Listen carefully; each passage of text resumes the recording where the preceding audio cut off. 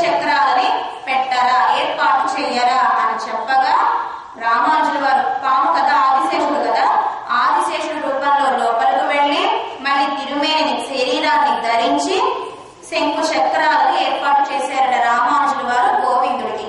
అప్పనుకు శంఖాజి వాజియే అంటే గోవిందుడికే శంకు చక్రాలను పెట్టిన వారు, వేసిన వారు ఎవరు అంటే రామానుజుల వారు. కనుక గోవిందుడికి ఆశలు గురుగారు ఎవరు? కాషాయ వస్త్రాలు ధరించిన రామానుజుల వారు. ఇప్పటికీ కూడా తిరుమలలో కుండి ఎదురుగుండా భాష్యకార సన్నిధి అని ఇప్పటికీ ఉంది. కనుక ఇలా ప్రతి దివ్యదేశము వెళ్ళి అక్కడ నిత్యోత్సవ, పక్షోత్సవ, మాసోత్సవ, సంవత్సరోత్సవ, ఐనోత్సవ, బ్రహ్మోత్సవాలన్నీ పరమాత్మకు ఏర్పాటు చేసి అక్కడ పరమాత్మకు తిండి భోగాలన్నీ ఏర్పాటు చేసి మళ్ళీ వేరే దివ్యదేశానికి వెళ్ళేవాళ్ళ. మనం రోజు ప్రొద్దున్నే చదువుతున్నాం. ఏం చదువుతాం? శ్రీరంగనాథ స్తోత్రం చదువుతున్నాం. దాంట్లో శ్రీరంగం కలిశైల మంజ నగరిం తాక్షాద్రి సింహాచలో శ్రీకూర్మం పురుషోత్తమం చ బదరీ నారాయణం నైమిసం శ్రీమద్భారవతి ప్రయాగ మధుర అయోధ్య గయా పుష్కరం సానగ్రామగిరిం నిషేవ్య రమతే రామానుజోయం ముని. ఇలా రామానుజుల వారు ప్రతి దివ్యదేశము వెళ్ళి అక్కడ పెరుమాళకి ఉత్సవాలన్నీ జరిగేలా చేసింది రామానుజుల వారు. కనుక అటువంటి సన్యాసులందరూ కూడా స్వామి ఆలయానికి వెళ్తున్నారు తల్లి, నామ సంకీర్తన చేస్తూ. అది నీకు వినిపించట్లేదా అంటుంది మన గోదాదేవి లోపల ఉండే గోపికతో. తంగల్ తిరుకోయిల్ సంగిడువార్ కోదందార్. వెళ్ళి ఏం చేస్తున్నారు ఈ సన్యాసులందరూ కూడా? ఆలయానికి వెళ్ళి స్వామికి పూజ చేస్తున్నారట, అర్చన చేస్తున్నారట. కోయిల్ మనం ఏమంటాం? మన వేణుగోపాలుడు ఉండే స్థలాన్ని కోయిల్ అంటాం. కోయిల్ అంటే అర్థం ఏమిటి? మామూలుగా అయితే ఆలయము, గుడి అంటారు. కానీ గొప్పగా పదము ఎలా ప్రయోగించాలి అంటే కోయిల్ అని. కోయిల్ అంటే పరమాత్మ ఉండే స్థానము అని. తిరుకోయిల్ అంటే పరమాత్మ ఒక్కడే ఉన్నాడా? లక్ష్మితో కూడి ఉన్నాడు. కనుక లక్ష్మితో కూడి ఉండే నారాయణుడి సన్నిధి అని. ఇంకెవరు లేరు లక్ష్మీదేవి నారాయణుడు తప్ప. మనందరం వస్తున్నామా? అక్కడ రామానుజుల వారు, వనవాళ్ళ నమ్మాళ్ళ వారు ఉన్నారా? తంగల్ తిరుకోయిల్ అంటే ఒక గుడిలో ఎవరెవరు ఉంటారు? భక్తులతో, లక్ష్మీదేవితో కూడి ఉండే నారాయణుడి సన్నిధానానికి ఈ సన్యాసులందరూ వెళ్ళి ఆరాధన, పూజ చేస్తున్నారు. అందరూ పూజ చేస్తారు ప్రొద్దున్న ఇంట్లో. చేసేటప్పుడు ఎలా చేస్తున్నారు పూజ? భక్తితోనా, భయంతోనా, ప్రేమతోనా? ఎలా చేస్తున్నారు పూజ? భయంతోనా, ప్రేమతోనా? ప్రేమతో. పరమాత్మకి భయంతో చేయకూడదట తిరువారాధన పూజ. ఎలా చేయాలి? ప్రేమగా చేయాలి. మన రామానుజుల వారు 9 గ్రంథాలను అనుగ్రహించారు. దాంట్లో ఒక గ్రంథము తిరువారాధన క్రమము. అంటే పూజ ఎలా చెయ్యాలో చెప్పారు రామానుజుల వారు. ఆయన దేవుడండి, పరమాత్మ అండి. మేము ఏం చేసినా కూడా మా పాపాన్ని చూస్తాడేమో, అన్ని మేము అపచారాలే చేస్తున్నామేమో, కనుక ఆయనతో కొంచెం జాగ్రత్తగా మెలగాలి. అంటే భయంతో ఆయన పూజ చెయ్యాలి అనుకోకూడదట, ప్రేమగా చెయ్యాలి పూజ. మన బిడ్డలకు అన్నం ఎలా పెడుతున్నాము? ప్రేమగా పెడుతున్నాం. బిడ్డలకు స్నానం ఎలా చేయిస్తున్నాము? ప్రేమగా చేయిస్తున్నాం. బిడ్డలకు బట్టలు ఎలా కడుతున్నాము? ప్రేమగా కడుతున్నాం కదా. అదే విధంగా పరమాత్మకు కూడా ప్రేమగా పూజ చేయాలట. ముందు ఏం చేయాలి? మొన్నటి రోజు చెప్పుకున్నాం. మనం నేరుగా ప్రొద్దున పూట స్నానం చేసి తిలకం పెట్టుకుని నుదుటన ఆ స్వామి ఉండే, అంటే దేవుడు ఉండే మందిరం దగ్గరకు వెళ్ళి ఫస్ట్ విளக்கு వెలిగించి, దీపం వెలిగించి 3 సార్లు చప్పట్లు చరిచి అప్పుడు తలుపులు తీయాలి. తలుపులు తీయగానే పరమాత్మకు ఏం చేయాలి? హారతి ఇవ్వాలి. స్వామి అలసిపోయావా? అందరి యొక్క కష్టాలు విని విని అలసిపోయావా స్వామి అంటూ ఒక్కసారి మంగళం హారతి ఇవ్వాలి. హారతి ఇచ్చినాక మనం కిందటి రోజున, అంటే నిన్నటి రోజున పెట్టిన పుష్పాలు ఉంటాయి కదా, మాలిన్యం, అవన్నీ చక్కగా నామ సంకీర్తన చేస్తూ ఆ పుష్పాలన్నీ నిన్నటి రోజున పెట్టిన మాలిన్యాన్ని అంతా తీసేయాలి. తీసిన తర్వాత మన పిల్లలకి ఏం చేస్తాం? ముందుగా బ్రష్ చేపిస్తామా పిల్లలకి? కనుక పరమాత్మకు కూడా ఒక చిన్న పుష్పాన్ని తీసుకుని, అంటే పువ్వును తీసుకుని ఆ పువ్వు నీళ్ళలో ఒక్కసారి తడిపి ఆ పువ్వుతో స్వామికి చక్కగా పిల్లలకి ఎలా అయితే బ్రష్ చేపిస్తామో స్వామికి కూడా ఇలా తోమాలట. తర్వాత పిల్లలకి ఏం చేపిస్తాము? నాలుక గీస్తాము కదా. కనుక స్వామికి కూడా ఇంకో పుష్పాన్ని తీసుకుని అది కూడా ఒక్కసారి తడిపి ఇలా గీపించాలట సుకుమారంగా మెత్తగా. అప్పుడు పిల్లలకి ఏం చేస్తాం? స్నానం చేపిస్తాం. కనుక పరమాత్మకు కూడా అభిషేకం చేసేటప్పుడు ఎక్కువ నీళ్లుగా కాకుండా మరీ చల్లగా కాకుండా గోరు వెచ్చటితో ఒకేసారి పోసేయకూడదట.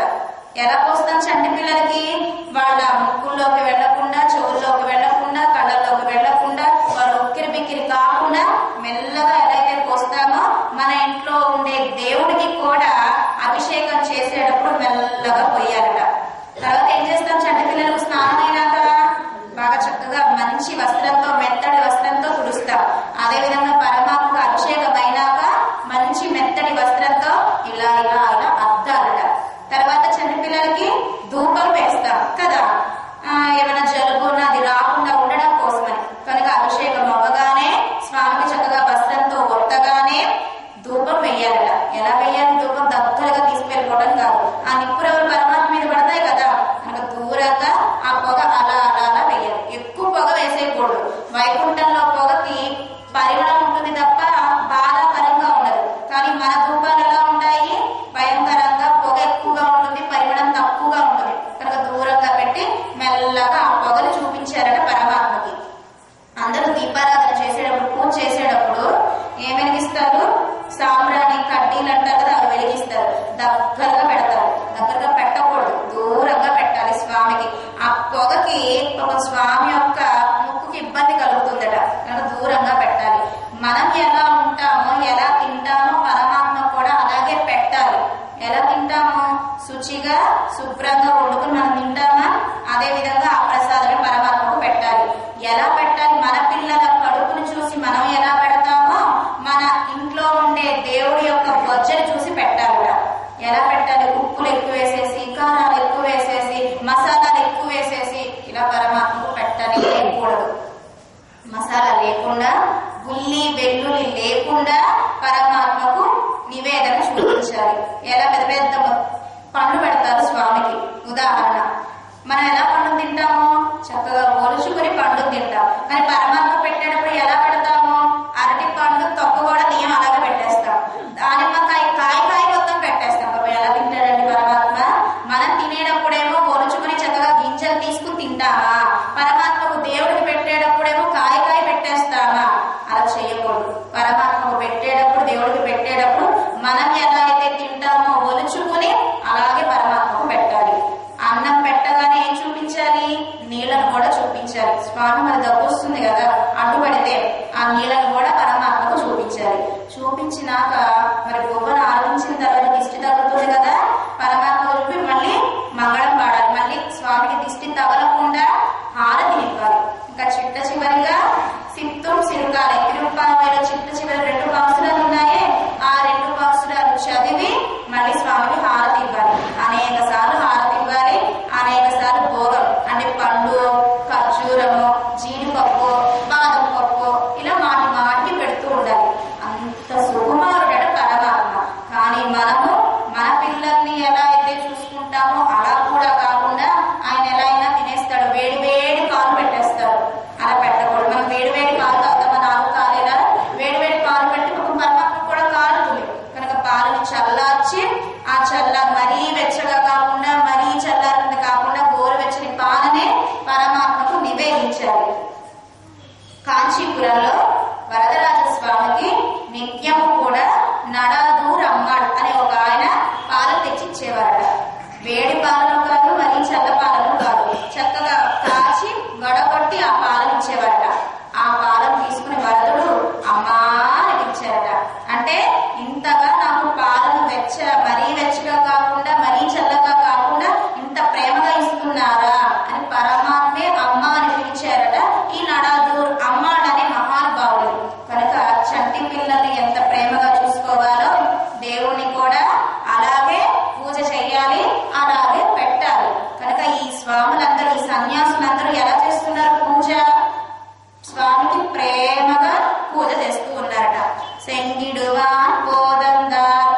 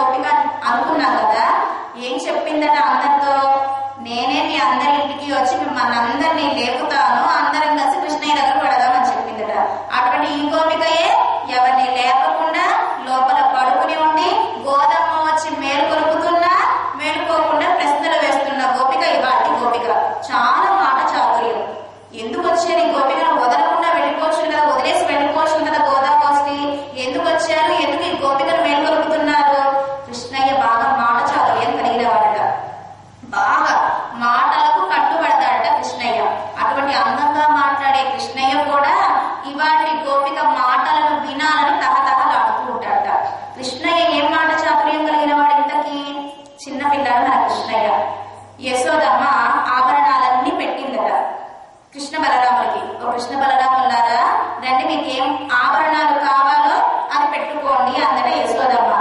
గబగబా బలరాముడు కంటే పరిగెత్తుకుంటూ వచ్చి మన కృష్ణయ్య చిన్ని బుల్లి అందంగా ఉండే శంకు చక్రాలను తీసుకున్నట్ట.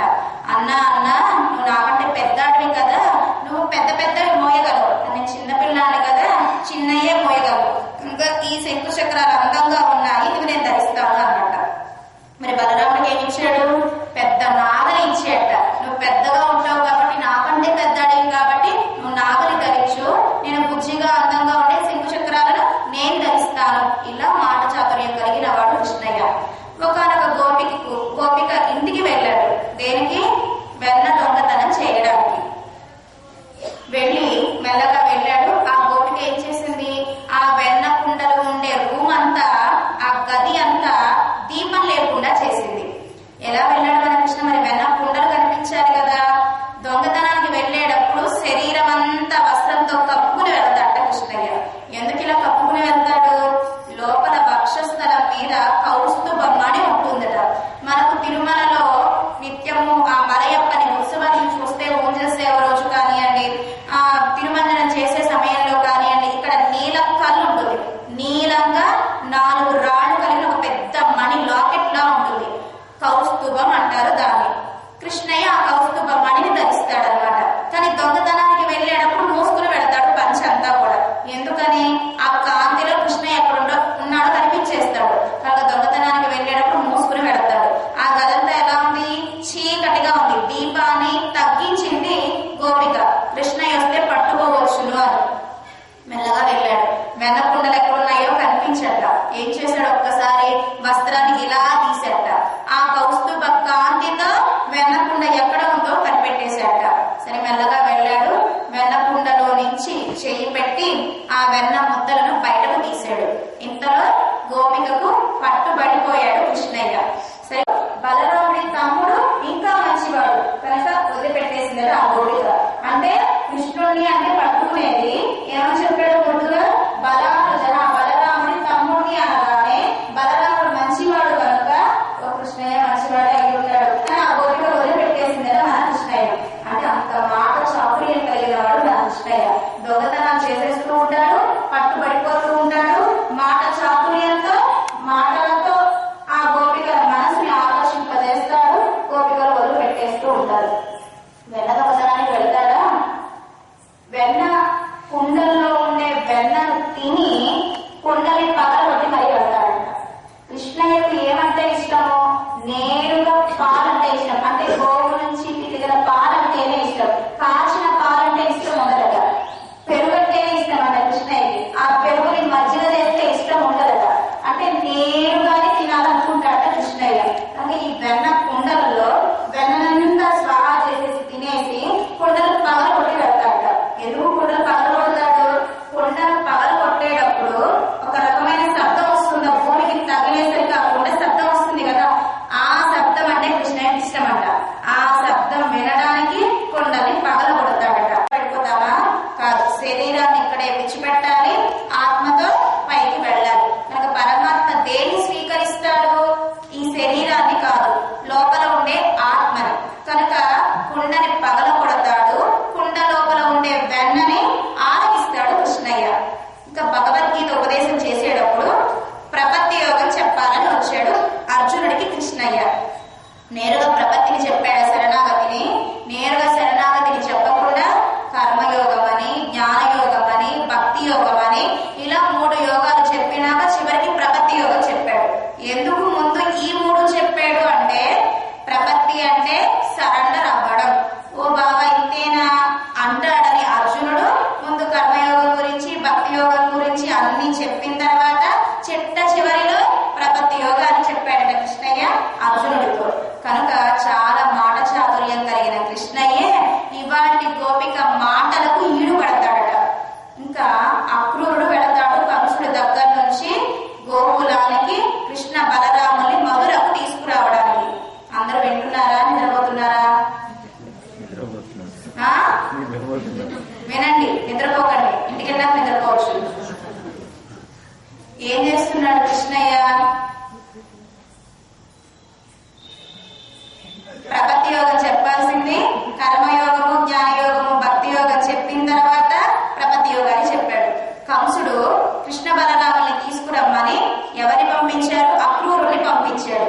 అక్రూరుడు వెళ్ళాడు గోపికల దగ్గరకు, కృష్ణయ్య దగ్గరకు. కృష్ణ బలరాముల్ని రథంలో ఎక్కించుకుని అక్రూరుడు తీసుకువెడుతూ ఉంటే గోపికలందరూ అడ్డుపడ్డారు. గోకులను వచ్చిన కృష్ణ బలరాముల్ని తీసుకువెళ్ళిపోతున్నావు. కృష్ణయ్యకి ఏమంటే ఇష్టము? బాగా మాట్లాడేవాడంటే ఇష్టము. మేమేమో ఏవో పిచ్చి పిచ్చి మాటలు మాట్లాడతాం. కానీ అక్కడ మధురలో రాజ్యంలో అందంగా మాట్లాడే వాళ్ళు ఉన్నారు. మా మాటలకే కట్టుబడే కృష్ణయ్య మధురకు పెడితే ఆ గోపికలు ఇంకా మాటలతో ఆకర్షింపజేస్తాడు. కనుక నువ్వు అక్రూరుడివి కాదు, క్రూరుడివి. కనుక నువ్వు కృష్ణను వెళ్ళడానికి వీల్లేదు. నువ్వు కనుక మధురకు వెళ్ళావే అనుకో, ఆ గోపికల మాట చాతుర్యం చేత నువ్వు మళ్ళీ గోకులానికి రావు అని చెప్పారట గోపికలు అక్రూరుడితో.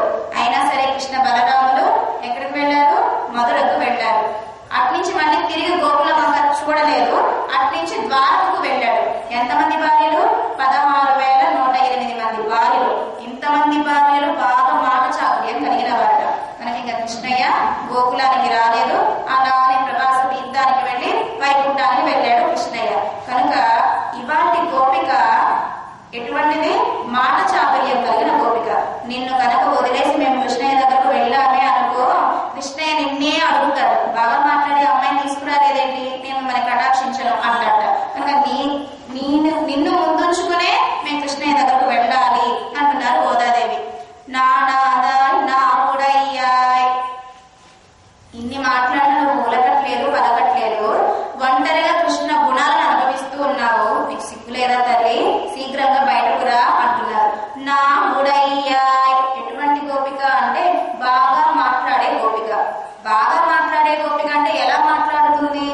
ఉదాహరణ మనకు రామాయణంలో హనుమ సీతాన్వేషణ కొరకు రామ లక్ష్మణులు కిష్కిందకు రాబోతూ ఉన్నారు. సుగ్రీవుడు దూరంగా రామయ్యను లక్ష్మణుని చూసి ఎవరో వస్తున్నారు, వారి తరపున వాడు అనుకుంటా, ఓ హనుమ వెళ్ళి చూడు అనగానే హనుమ మారువేషంలో రామ లక్ష్మణుల దగ్గరకు వస్తారు. చివరికి రామయ్య ఈయన మామూలు సామాన్యమైన వాడు కాదు, ఓ హనుమ అని పిలవగానే కోటి రూపాన్ని ధరిస్తాడు హనుమ. 10 నిమిషాలు మాట్లాడతాడట హనుమ రామయ్యతో. 10 నిమిషాల వరకు రామయ్య నోరు తెరవలేదట. అంటే చక్కటి మాటలు మాట్లాడేవాడి లక్షణం ఎలా ఉంటుంది? ఎదుటి వారు మాట్లాడుతూ ఉంటే మనం కామ్గా ఉండాలి, వాళ్ళ మాటలు వినాలి. వాళ్ళ మాటలన్నీ అయినాక మనం మాట్లాడాలి. కానీ మనది ఎలా ఉంటుందా? ఎదుటివాడు మాట్లాడుతున్నా మాట్లాడకపోయినా ముందు మనం మాత్రం మాట్లాడేయాల్సిందే. కానీ రాముడు 10 నిమిషాలు హనుమ మాట్లాడిన తర్వాత హనుమ మాటలన్నీ అయినాక రామయ్య మాట్లాడలేదట. నేరుగా లక్ష్మణ స్వామితో చెప్తున్నట్ట, ఓ లక్ష్మణ, హనుమ ఎంత అందంగా మాట్లాడుతున్నాడో తెలుసునా? ఒక పదం చెబితే తిరిగి ఆ పదం చెప్పట్లేదట. మళ్ళా ఆ వాక్యమంతా కూడా చక్కగా పలుకుతున్నాడట. నానువేద వినీతస్య యజుర్వేద దారిణః నవ వ్యాకరణ పండితుడు హనుమ. వ్యాకరణాలని బాగా తెలిసిన వాడు హనుమ. కనుక బాగా వ్యాకరణాలు తెలిసినా, బాగా జ్ఞానం ఉన్నా ఆచితూచి మాట్లాడతారు. ఏది మంచిగా అంటే మంచి మాట ఎలా ఉండాలి, మంచి పదం ఎలా పలకాలి బాగా తెలిసిన వారు. ముందు ఎలా అయితే మొదలు పెట్టారో మాట్లాడటము, చివరి వరకు అదే స్థాయిలో ఉండాలట. నాలాగా ముందేమో బాగా హై పిచ్ లో చెప్పేసి తర్వాత స్లోగా చెప్పడం కాదు. మనం ఎలా మాట్లాడతాడు? స్టార్టింగ్ ఎలా అయితే మాట్లాడటం ప్రారంభించాడో ఎండింగ్ వరకు అలాగే మాట్లాడతాడట. ఇంకా ఎలా మాట్లాడేవాడు? రాముడు చాలా గొప్పవాడు అని వేగంగానూ చెప్పట్లేదట. రాముడు చాలా గొప్పవాడు అని మెల్లగాను చెప్పట్లేదట. అటు మెల్లగాను చెప్పట్లేదు, వేగంగాను చెప్పట్లేదు. చక్కగా ఎదుటి వారికి మాట అర్థమయ్యేలా చక్కగా పలుకుతున్నాడట, మాట్లాడుతున్నాడట హనుమ. ఇదంతా ఇప్పుడు ఎవరికి చెప్తున్నారు? రాముడు లక్ష్మణ స్వామితో హనుమ వైభవాన్ని చెప్తున్నాడు. కనుక ఓ లక్ష్మణ, నువ్వు హనుమతో మాట్లాడాలి అంటే జాగ్రత్తగా మాట్లాడాలి. ఎలా మాట్లాడాలో ముందే నువ్వు కనుక్కుని అప్పుడు హనుమతో మాట్లాడు అంటూ హనుమ మాట తీరుని రామయ్యే లక్ష్మణ స్వామికి చెప్తున్నాడు. రాముడే మాట్లాడవచ్చు కదా, లక్ష్మణ స్వామితో ఎందుకు చెప్తున్నాడు? మంత్రి వస్తే మంత్రి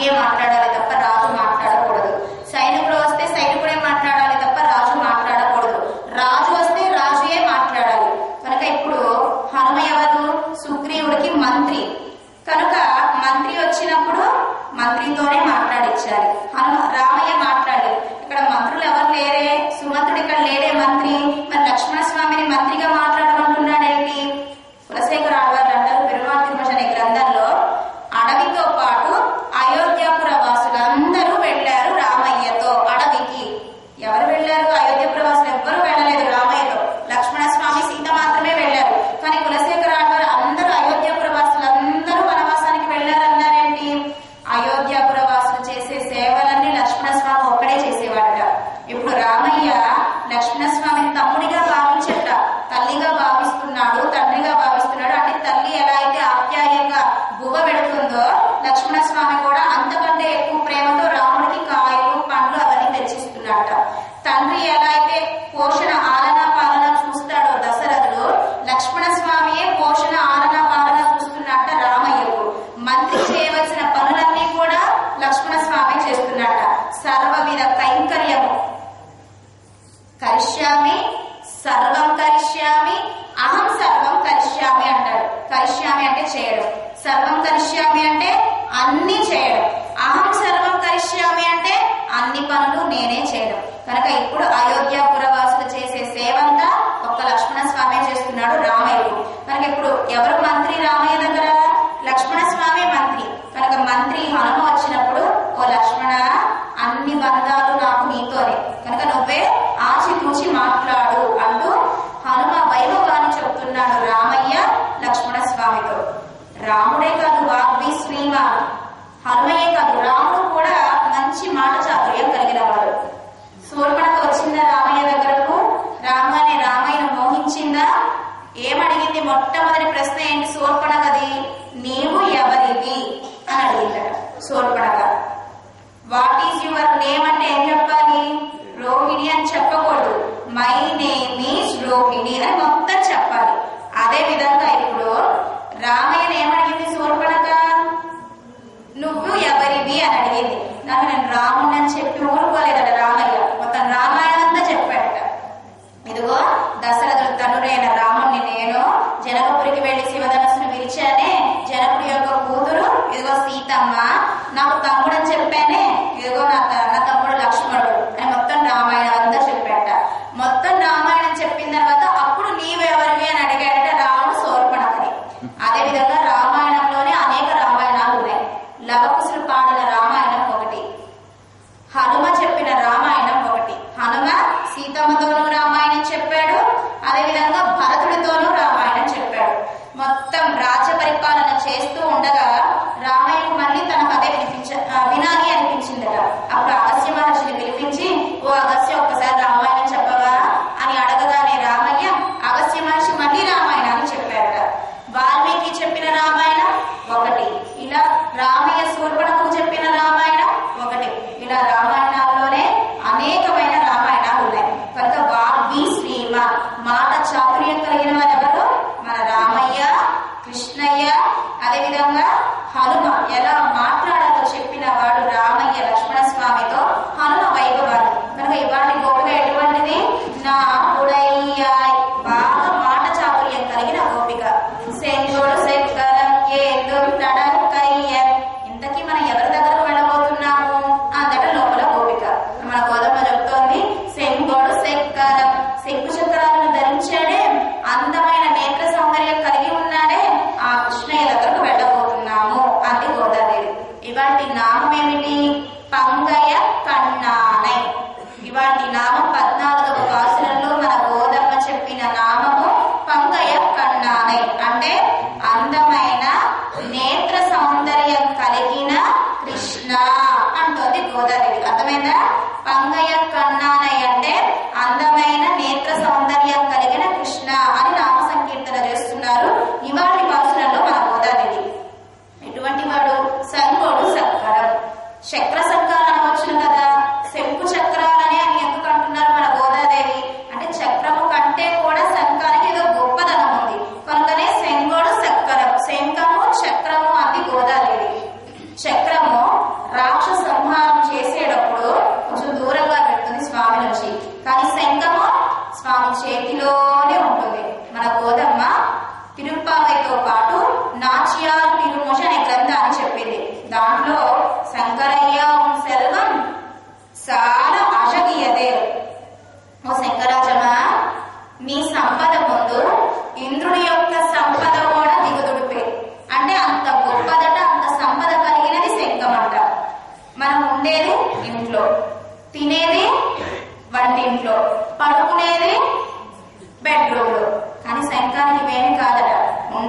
స్వామి చేతిలోనే, తినేది స్వామి యొక్క ఆదరామృతమే.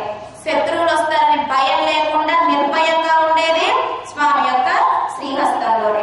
కనుక చక్రం వెళ్లి సంహరిస్తుంది, కానీ శంఖము స్వామి పూరించగానే ఆ శంఖనాదానికే కౌరవుల యొక్క 100 మంది గుండెలు బద్దలైనాయట. కనుక ఎక్కడ ఉందో శంఖము అక్కడే గుండెలు బద్దలు చేస్తుంది, కానీ చక్రము దూరమయ్యి వెళ్లి సంహరిస్తుంది. కనుక చక్రము కంటే కూడా శంఖము గొప్పదని మన గోదాదేవి సంగోడు చక్కరం అన్నారు. ఇంకా చక్రానికంటే శంఖానికి ఏం వైభవము ఇందాక మనం చెప్పుకున్నాము. శంఖమేమో తెల్లగా ఉంటుంది, స్వామి యొక్క పై శరీరం ఏమో నల్లగా ఉంటుంది, స్వామి యొక్క అరచెయ్యేమో ఎర్రగా ఉంటుంది. ఆ రంగుల కాంబినేషన్ తో శంఖానికి ఇంకా అందం రెట్టింపు అవుతుందట. సీతమ్మ ఎవరిని అడిగింది రామవైభవాన్ని? ఎవరిని అడిగింది? ఒక కోటి అయిన హనుమని అడిగింది. కానీ మన గోదాదేవి ఎవరిని అడిగింది? స్వామి. ఎప్పుడు పూర్తి? భోజనం అంతా తింటున్నా, పెరుగన్నం తినకపోతే భోజనానికి పూర్తి కాదట. ఆ యొక్క పప్పు అన్నము, చారన్నము, పులుసన్నము, పచ్చడన్నం తినేసి లేచిపోయామే అనుకోండి, భోజనానికి పూర్తి కాదు. ఎప్పుడు పూర్తి భోజనం? పెరుగన్నంతోనే పూర్తి. అదేవిధంగా ఈ ధనుర్మాస వ్రతం ఎప్పటిలో పూర్తి? పరమాత్మ తహతహలాడుతూ ఉంటాడు. వీళ్ళు ఎప్పుడు ఏ మంచి సుకృతం చేస్తారా, వాళ్ళని ఎలా రక్షించాలా అని 24 గంటలు పరమాత్మ మన గురించి ఆలోచిస్తూ ఉంటాడు. కానీ మనము ఎన్ని నిమిషాలు ఆలోచిస్తున్నాం పరమాత్మ గురించి? ఎన్ని గంటలు ఆలోచిస్తున్నాం పరమాత్మ గురించి? ఎవరైనా చెప్తారా? ఇంతసేపు నేను స్వామి విషయంలో ప్రేమ కలిగి ఉన్నాను, ఇంతసేపు పరమాత్మ విషయంలో నా మనసుని లగ్నం చేసి ఉన్నాను. ఎవరైనా చెప్పగలరా? చెప్పలేము. ఆయన కంటే ఎప్పుడు మన గురించే కాబట్టి మన గురించి ఆలోచిస్తూ ఉంటాడు. కానీ మనకు ఇంట్లో వాళ్ళని చూసుకోవాలి, ఇంట్లో అన్ని పనులు చూసుకోవాలి, భర్తని, పిల్లల్ని, చుట్టాలని వస్తే వాళ్ళని చూసుకోవాలి కదా. ఇన్ని పనుల మధ్య ఆయన ఎలా మేము చూసుకుంటామండి? ఆయనకేం పని లేదు కాబట్టి మన గురించి ఆలోచిస్తూ ఉన్నాడు. మాకు ఇన్ని పనులు ఉన్నాయి కాబట్టి ఎప్పుడు ఆయన గురించి మేము ఎందుకు ఎలా ఆలోచిస్తూ ఉంటాము అని ప్రశ్న వేసుకుంటే ఆలోచించవచ్చును. ఏ సమయంలో ఆలోచించాలి? చక్కగా వంట చేసేటప్పుడు స్వామి నామ సంకీర్తన చేస్తూ చేయండి. అంట్లు తోమేటప్పుడు స్వామి నామ సంకీర్తన చేస్తూ అంట్లు తోమండి. బిడ్డలకు బువ్వ పెట్టేటప్పుడు అక్కర్లేని సినిమాలను, సీరియల్స్ ను చూపించకుండా స్వామి కథలు చెబుతూ బువ్వ పెట్టండి. మన గోదమ్మను విష్ణు చిత్తులు ఎలా పెంచారు? చిన్నప్పటి నుంచి స్వామి వైభవం, రామాయణం అని, భాగవతం అని, ఇలా వరాహ పురాణం అని, నరసింహస్వామి వైభవం అని ఇలానే పెంచారు పెరియాడవారైన విష్ణు చిత్తులు గోదాదేవి. కనుక గోదాదేవి 5 సంవత్సరాలలోనే ఇంత భక్తి కలిగి ఉన్నది. మనమేం భయపడాల్సిన అవసరం లేదు. మన పిల్లలకు అంత ప్రేమ ఏమీ రాదు, దాంట్లోనే మునిగిపోరు, లౌకిక ప్రపంచాన్ని పట్టించుకోరేమో అని బెంగపడాల్సిన అవసరమేమీ లేదు. కనుక మనం ఏం చేస్తున్నాం? భగవద్ నామ సంకీర్తన చేస్తే చిన్నప్పటి నుంచే వాడు పెరిగి పెద్దయినాక ఇప్పుడు జనాల వలె ఉండరు వాళ్ళు. ఇప్పుడు ప్రపంచం ఎలా ఉన్నది? అంతా అహంకారంతో, కామంతో, క్రోధంతో, ఎదురువారు బాగుపడితే చూడలేని స్థితిలో ఉన్నది ప్రపంచం. కనుక ఇప్పుడు పిల్లల్ని ఎలా పెంచాలి? వాళ్ళు ఏడుస్తున్నారు కదా అని మొబైల్స్ ఇవ్వకండి. చిన్నప్పటి నుంచే ఆ ఫోన్లు పట్టుకుని తిరుగుతూ ఉన్నారే అనుకోండి, ఇంకా అదే అలవాటు అయిపోతూ ఉంటుంది. చిన్నప్పటి నుంచి పిల్లలకు చక్కగా అన్ని నేర్పించండి, కథలన్నీ చెప్పండి. అలా పెరిగితే వారు వయసు వచ్చినాక మంచి సత్ప్రవర్తన కలిగి ఉంటారు, సత్వగుణం కలిగి ఉంటారు. ఇప్పుడు పిల్లలకి ఏది మంచో ఏది చెడో తెలియట్లా. ఇంజనీరింగ్ స్టూడెంట్స్ డబ్బుల కోసము, జల్సాల కోసము ఆ నెత్తికి ఒక స్కార్ఫ్ లాంటిది కట్టుకుని వెళుతున్న స్త్రీల మెడలలో నగల్ని అపహరిస్తున్నారు. పెద్ద పెద్ద దొంగలు కాదు వాళ్ళేమి, ఇంజనీరింగ్ స్టూడెంట్స్ అట. అంటే చిన్న పిల్లలే ఇలా జల్సాల కోసం దొంగతనాలకు మోసపడుతూ ఉంటే తర్వాత యువత భవిష్యత్ ఏమైపోతుంది? ఇంకా రజోగుణము, తమో గుణము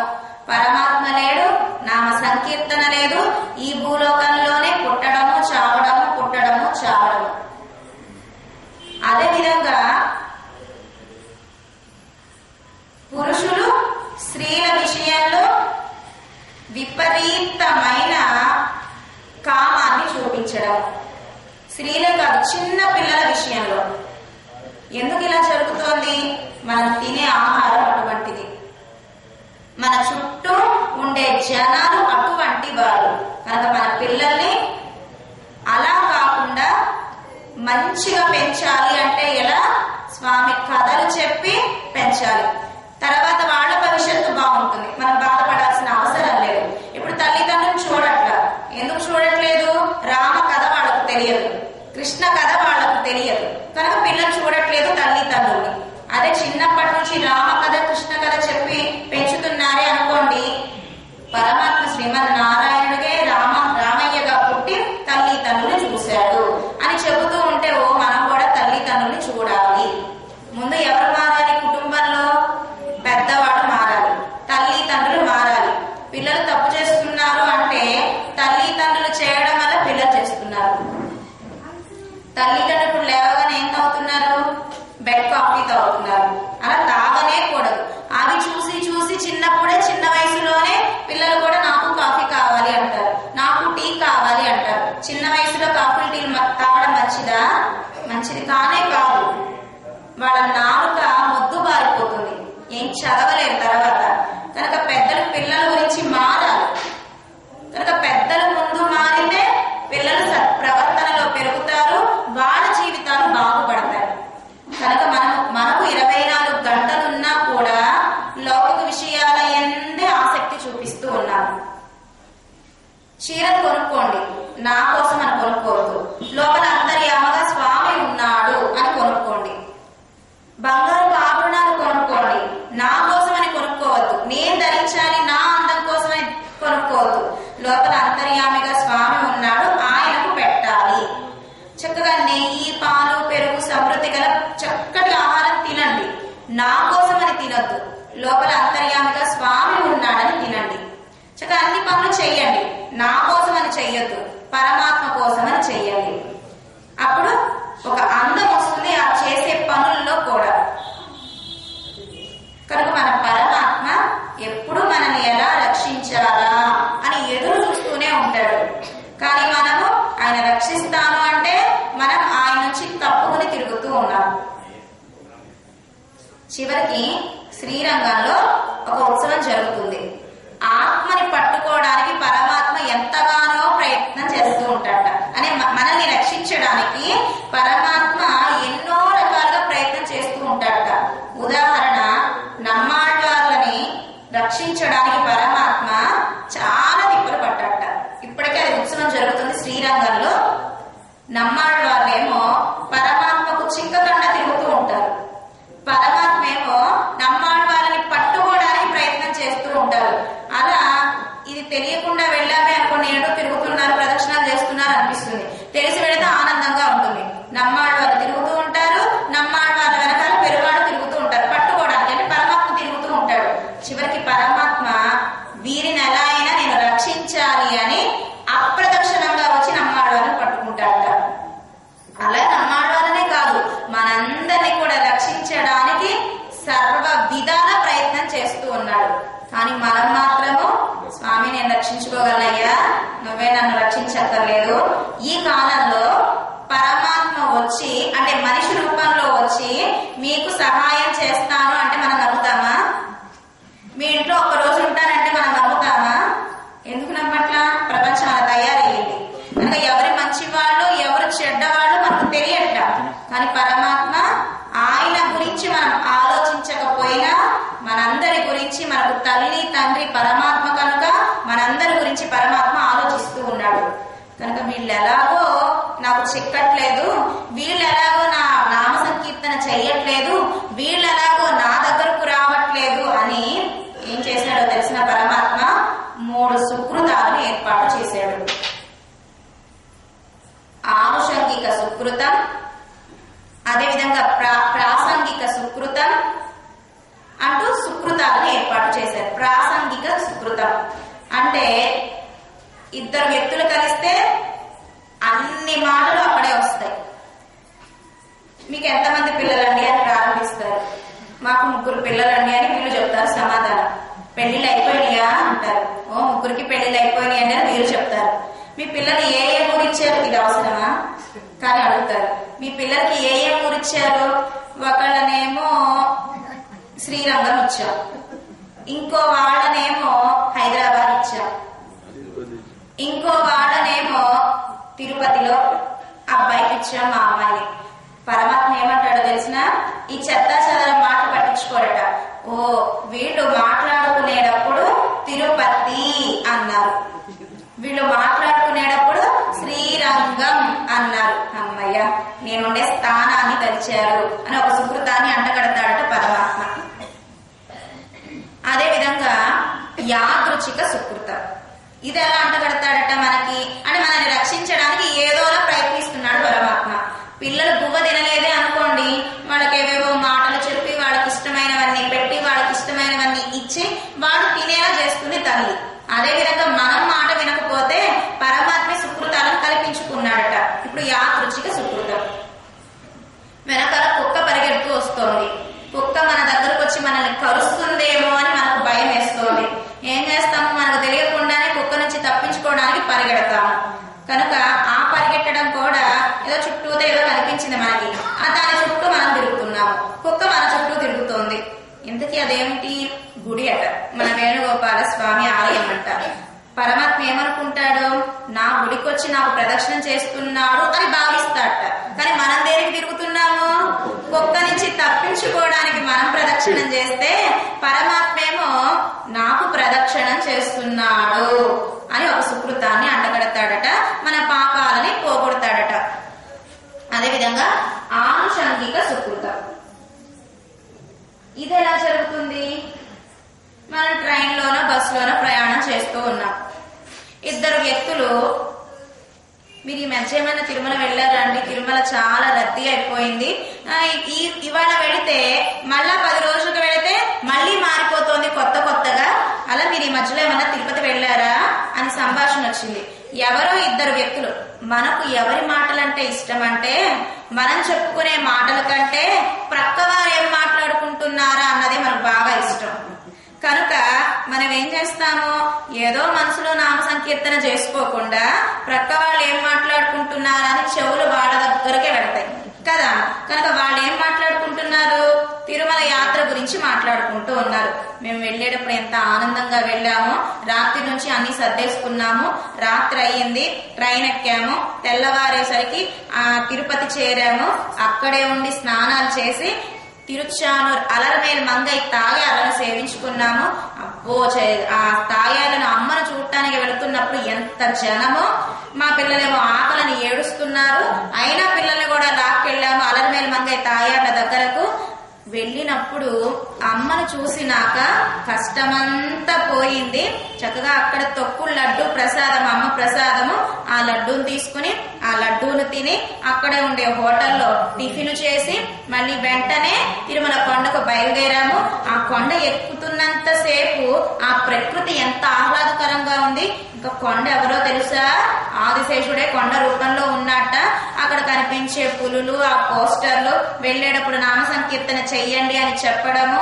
కనుక ఇలా కొండ శ్రీనివాసం మనం ఎక్కే ఆ జీపులో కానివ్వండి, బస్సులో కానివ్వండి, గోవింద నామాలు పెడతారు. ఆ గోవింద నామ సంకీర్తన చేస్తూ తిరుమల కొండ ఎక్కాము. ఎక్కగానే ఆ చెప్పులు, మొబైల్స్ అన్ని అక్కడ లాకర్ లో పడేసి మళ్ళీ ఏదో ఒకటి తిని, ఎన్నింటికి బయటకు వస్తామో తెలియదు కదా, మళ్ళీ ఆ లోపలికి వెళ్ళి అవన్నీ పెట్టి చక్క చేతులు ఊపుకుంటూ చక్క గోవింద నామ సంకీర్తన చేస్తూ అందరం మాట్లాడుకుంటూ వెళ్ళాము. ఇలా వెళితే లైన్ ఎంత ఉందో తెలుసా, చాలా గంటలు పట్టేలా ఉన్నది అని వీళ్ళిద్దరు మాట్లాడుకుంటున్నారు. అలా వింటున్నాడు వెనకాల సీట్లో కూర్చున్నవాడు. సరే చాలా లైన్ ఉంది, వాళ్ళ మాటలు వీళ్ళ మాటలు కొంతసేపు విన్నాము, కొంతసేపు గోవిందనామ సంకీర్తన చేశాము. అబ్బా గోవిందుడు ఎప్పుడు సేవ సాగిస్తాడా అని ఎదురు చూస్తూ ఉన్నాము. ఈ లోపలికి మేము 8-9 గంటలు పడుతుంది అనుకున్నాము, కానీ గోవిందుడు మమ్మల్ని 3 గంటల్లో తన దగ్గరకు రప్పించుకున్నాడు. అలా నామ సంకీర్తన చేస్తూ లోపలికి వెళ్ళాము. ధ్వజస్తంభం వచ్చింది. ఎంత అందంగా ఉందనుకున్నారు ఆ ధ్వజస్తంభము, బంగారు ఛాయతో. ఇంకా అక్కడ వెన్న ముద్ద కృష్ణుడు ఉన్నాడు ధ్వజస్తంభం మీద, ఎంత అందంగా ఉన్నాడో. ఈలోపు వాళ్ళు తోయడం, వీళ్ళు తోయడం, వాళ్ళు ముందెళ్ళాలని వీళ్ళు ముందెళ్ళాలని వెళ్ళాలని, ఈలోపు మన యొక్క జడలకుండే హెయిర్ బ్యాండ్స్ తెగిపోవడము, ఇలా చాలా చాలా జరుగుతాయి ఆ యొక్క సమూహంలో వెళ్ళేటప్పుడు. గోవిందనామ సంకీర్తన చేసేవాళ్ళు, చేతులతో గుద్దేవాళ్ళు కొంతమంది. ఇలా లోపలికి వెళుతూ ఉంటే వెండి వాకిలి వస్తుంది. ఆ వెండి వాకిలిని సేవించుకుని కొంచెం ముందుకు వెళ్ళగానే అక్కడ ఒక గడ్డపార ఉంటుంది. ఆ గడ్డపారను చక్కగా సేవించుకుని అనంతాళ్వాన్ స్పర్శగలిగిన గడ్డపార. మనం మొదటి రోజు కథ చెప్పుకున్నాం. గోవిందుడు పుష్పసేవ చెయ్యాలని అనంతాళ్వాన్తో చిన్న పిల్లవాడిగా రావడము, అనంతాళ్వాన్ వద్దు మా గురువు గారి సేవ నేనే చెయ్యాలి అనుకోవడము, అనంతాళ్వాన్ వినట్లేదని అనంతాళ్వాన్ భార్య దగ్గరకు వెళ్ళడము, నేను మీకు సహాయం చేస్తాను అంటే సరి అనడము, తట్ట బుట్ట ఎన్ని చిన్న పిల్లాడి రూపంలో ఉండే గోవిందుడు మోయడము. ఇంతలో అనంతాళ్వాన్కి కొంచెం కోపం రావడము, మా గురువు గారి సేవ మేమే చేస్తాము, ఎవరు చేయడానికి వీల్లేదు అని చెప్పడము. అయినా ఈ పిల్లవాడు చేయడము, కోపంలో వారి చేతిలో ఉండే గడ్డపార ఇలా విసరడము, వెళుతూ వెళుతూ పిల్లవాడు వెనక్కి తిరగడము, ఆ గడ్డపార వచ్చి గడ్డానికి గుచ్చుకోవడము, అలా శ్రీవారి దగ్గరకు వెళ్ళిపోవడం. అనంతాళ్వాన్ చూస్తే పిల్లాడు కనిపించట్లా. ఏమైనాడని లోపలికి వెళితే గోవిందుడికి ఇక్కడ గాయమయ్యింది, రక్తం కారుతుంది. అయ్యో గోవిందుడే వచ్చాడా అని బాధపడటం అనంతాళ్వాన్. ఆ గడ్డపార అక్కడ వేలాడదీసి ఉంది. సేవించుకొని లోపలికి వెళ్ళడం. లోపలికి వెళ్ళంగానే మనకు రంగనాథుడు సేవ అవుతుంది. మూసేసి ఉంటుంది. బంగారపు తలుపు మీద బుల్లి రంగనాథుడు ఉంటాడు. ఆ రంగనాథుని సేవించుకొని పైన గరుడాళ్వార్లు కనిపిస్తారు. ఆ గరుడాళ్వార్లను సేవించుకొని ఇలా మనం వెళితే ఇటువైపు ఎడమ వైపు వరదరాజుడు ఉంటాడు. ఆ వరదరాజుడు కాంచీపురంలో. మనం ఒక తిరుమలకు వెళితే శ్రీరంగానికి వెళ్ళినట్లే. అంటే రంగనాథుడు సేవ సాయిస్తున్నాడు కదా, రంగాన్ని సేవించుకోగానే ఎడమ వైపుకు వెళితే వరదరాజ స్వామి కనిపిస్తాడు. ఈయన ఎక్కడున్నారు? కంచిలో ఉన్నాడు వరదుడు. ఆ వరదుని ఒకసారి దాసోహం చేసుకుని ఈలోపు అందరూ తోసుకుంటూ గోవిందనామ సంకీర్తన చేస్తూ జై విజయలు గరుడాళ్వార్ల దగ్గరకు పెద్ద గంట దగ్గరకు వెళ్ళబోతూ ఉన్నాం. ఇలా తోయగా తోయగా ముందుకు వెళ్ళాం. జయ విజయల్ని సేవించుకున్నాం.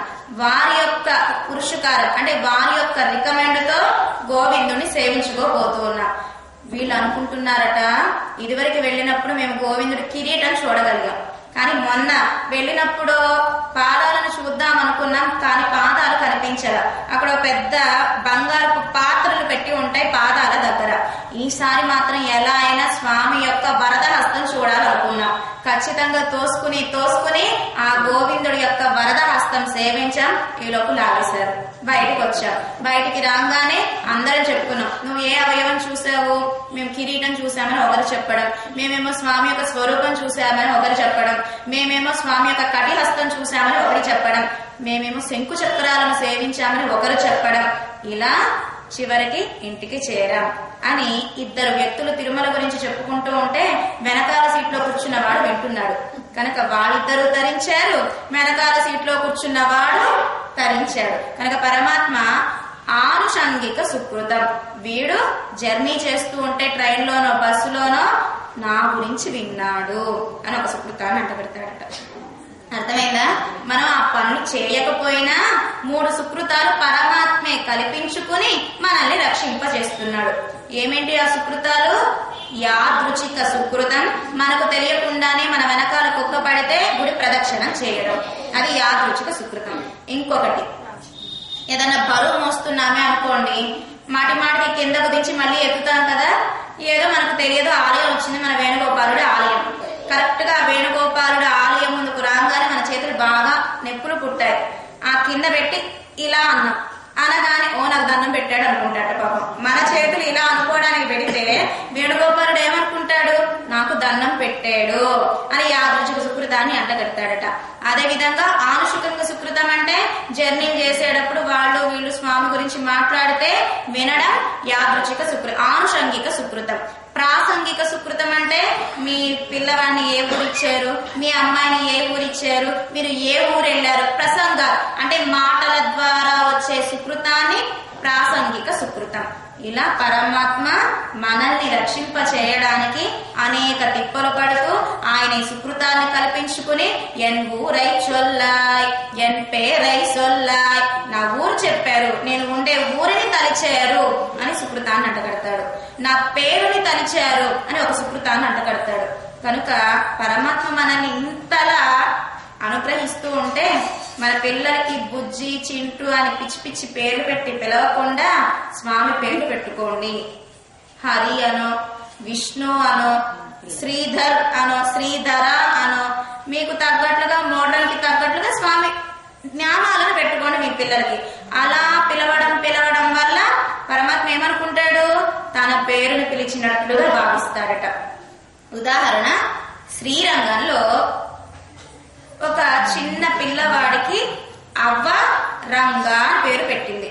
శ్రీరంగంలో రంగనాథుడు కదా, ఆ రంగనాథుడి పేరే తన మనవడికి పెట్టుకుంది రంగా అని.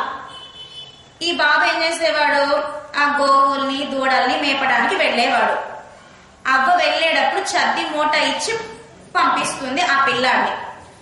ఒక రోజు మాత్రం చద్దన్నం లేకపోవడం చేత నువ్వు ఇంటికి వచ్చేయరా అని చెప్తుంది. లేకపోతే నేను నీ దగ్గరకు వచ్చి పెడతాను అని చెప్పింది అవ్వ మనవడితో. వీడు వెళ్ళాడు గోవుల్ని ఆ దూడల్ని కాయడానికి. మధ్యాహ్న సమయం అయింది, పిల్లాడు రాలేదు. సరే అవ్వయే చద్ది మూట పట్టుకుని బయలుదేరింది. రంగా రంగా రంగా అని పిలుస్తూనే ఉంది. ఆ పిల్లాడు వినిపించలా. సరే ఇంటికి వెళ్ళిపోయింది. పిల్లాడు వచ్చాడు, అమ్మా అవ్వ ఆకలేస్తోంది, బువ్వ పెట్టవా అంటే బువ్వ పెట్టింది అవ్వ. ఈ పిల్లాడు బువ్వ తిన్నాడు, మళ్ళీ గోవుల్ని కాయడానికి వెళ్ళిపోయాడు. ఇంకొక అరగంటలో మళ్ళీ పిల్లాడు వచ్చాడు, అవ్వ ఆకలేస్తోంది అన్నం పెట్టలే, ఇప్పుడే కదరా వచ్చి తిని వెళ్ళావు అంటుంది అవ్వ. ఏ అవ్వ పెద్ద ముసలితనం అయ్యింది, మర్చిపోయావా ఏంటి, ఎవరికో పెట్టేసి నాకు పెట్టాను అనుకుంటున్నావే? లేదురా ఇప్పుడే కదా నువ్వు వచ్చావు, తిన్నావు, అదిగో కంచం కూడా అక్కడే ఉంది, నేను రాలేదు, నేను తినలేదు అంటాడు. మరి వచ్చి తిన్నవాడెవడు? సాక్షాత్ రంగడే వచ్చి అవ్వ పెట్టిన చద్దన్నాన్ని తిని వెళ్ళాడట. ఏమని పిలిచింది ఈ అవ్వ? రంగా రంగా ఎక్కడున్నావురా, రారా, వెతకలేకపోతున్నాను, రారా రంగా అని ఎక్కువ సార్లు పిలవడం వల్ల ఆ పిలుపు రంగనాథుడే విని వచ్చి అవ్వ సద్ది మూట తిన్నట్ట.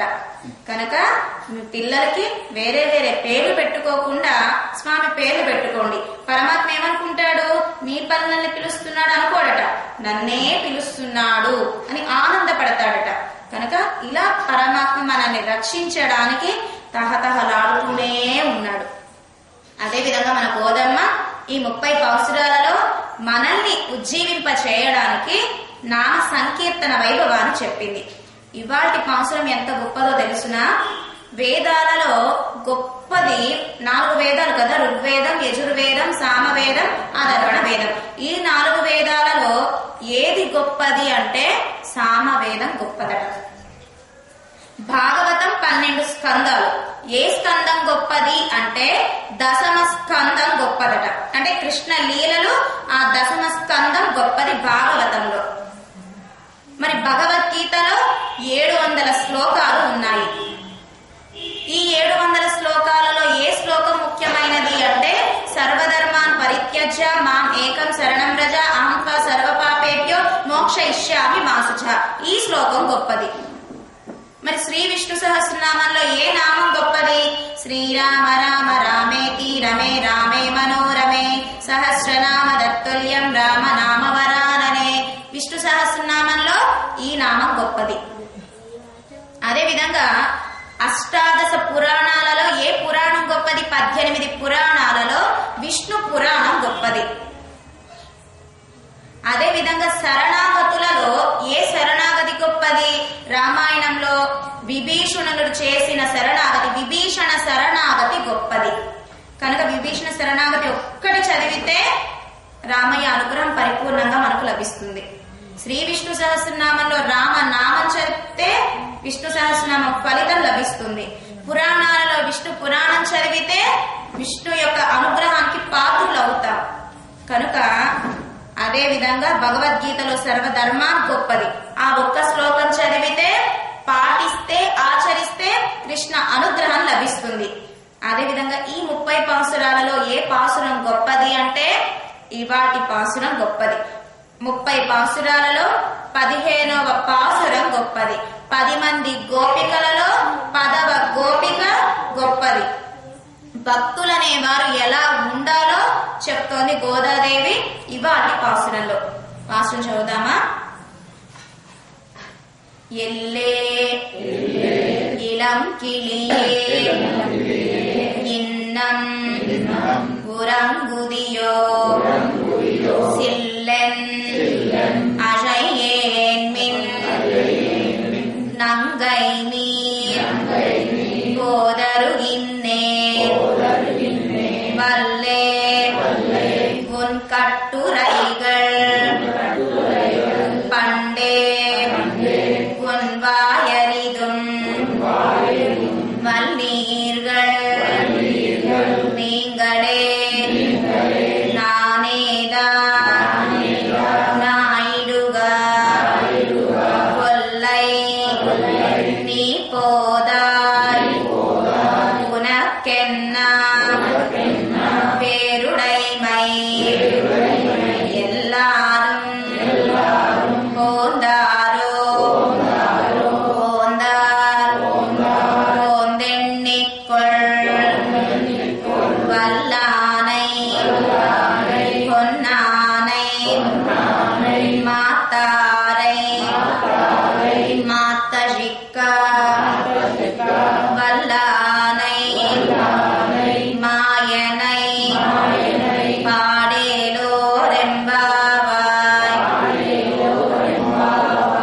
నిన్నటి పాసురంలో ఏ నామం చెప్పింది గోదాదేవి?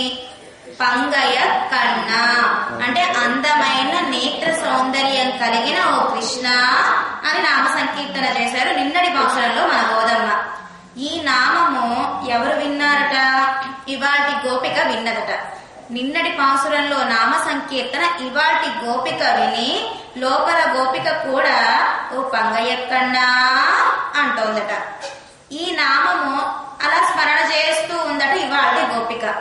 ఇవాటి గోపిక ఇంటి బయటకు ఒక గోపిక మినహా 5 లక్షల మంది గోపికలు ఉన్నారు. సరే, ఈ గోపిక ఇంటి ముందుకు రాగానే ఏం వినిపిస్తోందట? పంగయ్యక్కన్నా అన్న నామం వినిపిస్తోందట. మన ఇంటి ముందుకు వస్తే ఏ నామం వినిపిస్తుంది? నామం కాదు కదా, సినిమా పాటలు వినిపిస్తాయి. ఇంట్లో అత్తా కోడలు పోట్లాడుకునే పోట్లాటలు వినిపిస్తాయి కదా. కానీ ఇలాంటివి వినిపించకూడదు బయటికి. నామ సంకీర్తన వినిపించాలి బయటికి. కనుక ఇవాటి గోపిక ఓ పంగయ్యక్కన్నా అని నామ సంకీర్తన చేస్తూ ఉంటే గోదమ్మ ఆ నామం విన్నదట. అబ్బా, ఈ గోపిక గొంతు ఎంత మాధుర్యంగా ఉంది. చిలక చూడడానికి బాగా అందంగా ఉంటుంది. చిలక మాట, చిలక పలుకులు వినటానికి అందంగా ఉంటాయి. చిలక ఎలా ఉంటుంది? యవ్వనంగా ఉంటుంది. కనుక ఇవాటి గోపిక యొక్క మాట కూడా చాలా మాధుర్యంగా, అందంగా, చూడడానికి భోగ్యంగా ఉంటుందట ఇవాటి గోపిక. కనుక ఏమంటుంది గోదా? చిలక పలుకులు పలికే ఓ గోపిక మేలుకో అంటోంది గోదాదేవి లోపల ఉండే గోపిక. అంటే నామం కానివ్వండి, ఒక మంచి శ్రీ సూక్తి కానివ్వండి, ఎవరు చెప్పినా వినాలట. ఇవాటి గోపిక పంగయ్యక్కన్నా అంటే ఆ నామాన్ని విని ఆనందపడుతూ ఉన్నారు. అంతేగాని లోపల గోపిక పడుకుని ఉన్నది. అటువంటి పడుకున్న గోపిక నామం చెప్తే మనం వినేది ఏంటి అనుకోలే గోదాదేవి. చక్క ఆ పంగయ్యక్కన్నా నామం వింటుంది గోదా. అంటే మంచి మాట చిన్న పిల్లలు చెప్పినా పెద్దవాళ్ళు వినాలి. కులంలో తక్కువ వాళ్ళు చెప్పినా ఆ మాట వినాలి.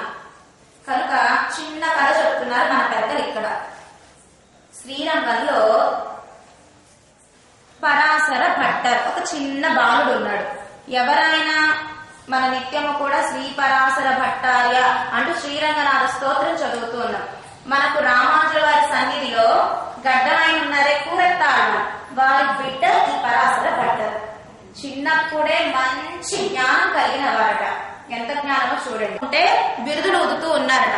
సర్వజ్ఞర్ భట్టర్ వచ్చారు, అందరూ అలర్ట్ గా ఉండండి అంటూ అందరూ చెబుతూ ఉన్నారట.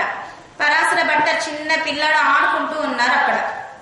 వీరు విని చిన్న పిల్లాడు విను, సర్వజ్ఞ భట్టరా, వీరి సర్వజ్ఞం ఎంత ఉందో నేను చూస్తాను, వీరి జ్ఞానం ఎంత ఉందో చూస్తానని ఆ పల్లకి దగ్గరకు వెళ్లి పల్లకిని ఆపాడట ఈ పిల్లాడు.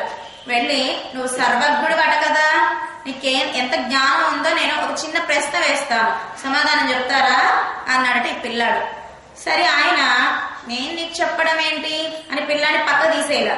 సరే అడుగు బాబు అన్నట్టు ఆ పెద్ద ఆయన ఇసుకను తీసుకుని దీంట్లో ఎన్ని రేణువులు ఉన్నాయో చెప్పండి అని అడిగాడు. అదే చిన్న పిల్లాడు. పెద్ద పెద్దగా నేను వేదాలు ఉపనిషత్తులు ఏమీ అడగను, దీంట్లో ఎన్ని రేణువులు ఉన్నాయో చెప్పండి. బాబు ఎన్ని రేణువులు ఉన్నాయో, 1,00,000 ఉన్నాయో, 1,000,000 ఉన్నాయా, 1000 ఉన్నాయా, 10 ఉన్నాయో తెలియదు కదా ఇసుక రేణువులు. పిల్లాడు ఇలాంటి ప్రశ్న అడిగాడు ఏంటి అని లోపల భయపడుతూ ఉన్నాడు, ఎన్ని చెప్పాలో తెలియక. ఒక 5 నిమిషాలు సమయం ఇచ్చాడు పిల్లాడు. ఆయన చెప్పట్లే, ఆయన ఇన్ని ఇసుక రేణువులు ఉన్నాయి అని చెప్పకపోయేసరికి ఇంకా ఓడిపోయారు మీరు. మీకేం సర్వజ్ఞత్వం ఉంది, మీకేం జ్ఞానం ఉన్నది, ఎన్ని రేణువులు ఉన్నాయో చెప్పలేరా? ఎన్ని రేణువులు ఉంటాయి దీంట్లో? గుప్పెడు రేణువులు ఉంటాయి, గుప్పెడు ఇసుక రేణువులు ఉంటాయి. అది కూడా తెలియదా? మీకేంటి సర్వజ్ఞత్వము, మీకేం జ్ఞానం ఉన్నది అన్నాడట ఆ పిల్లాడైన పరాశర భట్టర్.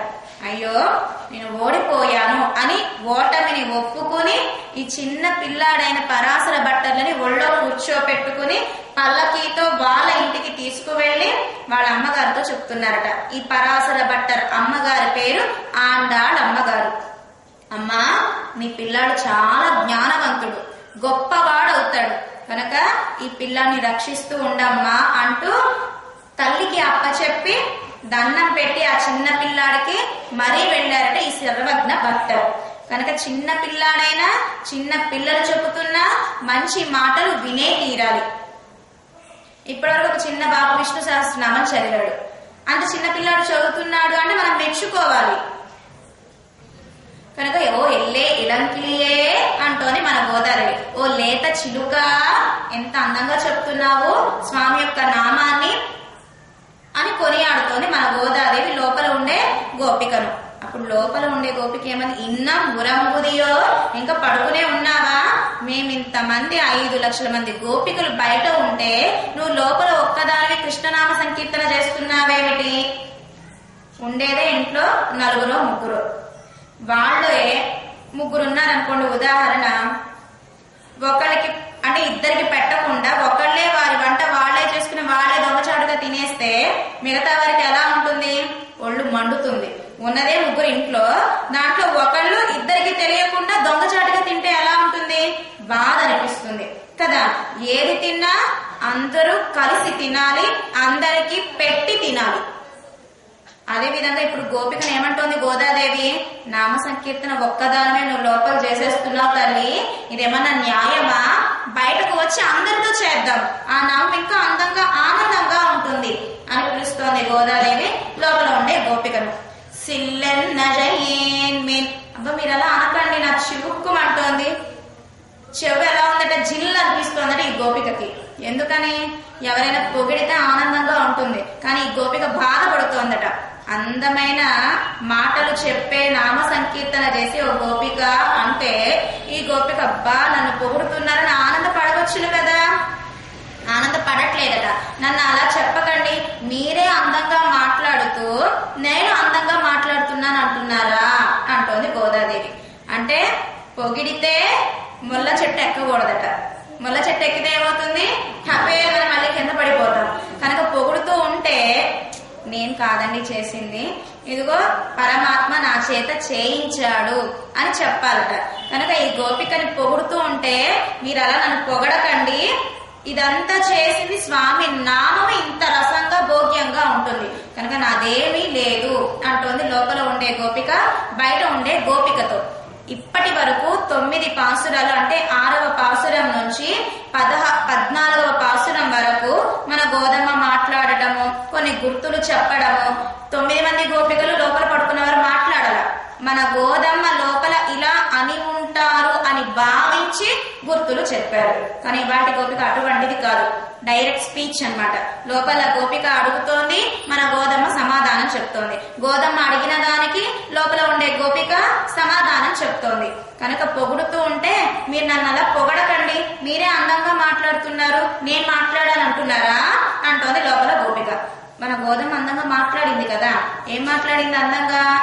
మొదటి పాసురంలో నారాయణ నామ సంకీర్తన చేసింది, రెండవ పాసురంలో క్షీరాబ్దినాథ అన్నారు, మూడవ పాసురంలో ఫలశ్రుతిని చెప్పారు, ఉత్తమ అని అన్నారు, ఐదవ పాసురంలో కృష్ణ, నాలుగవ పాసురంలో పద్మనాభ అన్నారు, పర్జన్యుణ్ణి శాసించింది ఇలా వర్షం కురవమని, ఐదవ పాసురంలో కృష్ణ లీలలను చెప్పారు, ఆరవ పాసురం నుంచి హరి అని నామ సంకీర్తన చేసి ఓ పిల్లాయ్ ఓ పిల్ల అన్నారు, ఏడవ పాసురంలో పిచ్చిదానా అన్నారు. ఏం పిచ్చి? పిచ్చి పిచ్చి కాదు, మంచి పిచ్చి. ఏంటి మంచి పిచ్చి? స్వామి విషయంలో ప్రేమ కలిగి ఉండడం మంచి పిచ్చి. ఇలా గోపికల్ని కొనియాడుతూ ఇలా నామ సంకీర్తన చేస్తూ, కనుక ఓ గోదా నీవే చిలక పలుకులు నావి కాదు అంటుంది లోపల ఉండే గోపిక, బయట ఉండే గోదా గోష్ఠితో. నంగై మీ పోదరు గిన్నె, ఇంకా నన్ను అలా పొగడకండి ఓ పూర్ణులారా, వచ్చేస్తున్నాను ఇదిగో వచ్చేస్తున్నాను అంటూ లోపల ఉండే గోపిక బయట ఉండే గోదమ్మతో చెప్తూ ఉన్నారు. వల్లైగున్ కట్టురైగల్ పండేయున్ వాయరిదుం. ఇంత అందంగా మాట్లాడింది కదా మరి లోపల గోపిక. ఇప్పటి వరకు నువ్వు అది చెప్పో ఇది చెప్పో ఇన్ని పాసురాలలో అని గోదమ్మను కొనియాడింది. మళ్ళీ మన గోదమ్మ ఏమంటోంది? నీ చాతుర్యపు మాటలు మాకు తెలుసునులే, మేము నిన్ను పొగిడామని నువ్వేమో అలా పొగడవద్దు అని నువ్వు మమ్మల్ని పొగుడుతావా? చాతుర్య మాటలు అంటే ఏమిటి? ఎదుట వాళ్లకు ఆనంద కలిగించే మాట. కనుక మనం కూడా ఏం చెయ్యాలి? పక్క వాళ్లను బాధ పెట్టే మాటలు కాకుండా పక్క వాళ్లను ఆనందపరిచే మాటలు మాట్లాడాలి. మనకు ఎంత ఉంది సమయము? స్కూల్కి వెళ్ళారు అంటే పిల్లలు పొద్దున వెళ్తే సాయంత్రం వచ్చేస్తారు. అదేవిధంగా మన సమయం ఇంత అని చెప్పగలమా? ఎవరు ఏ సమయంలో చనిపోతారో చెప్పగలమా? లోపల బేబీ చనిపోయే అవకాశం ఉంది, బయటకు వచ్చినాక ఆ చంటి పిల్ల చనిపోయే అవకాశం ఉన్నది.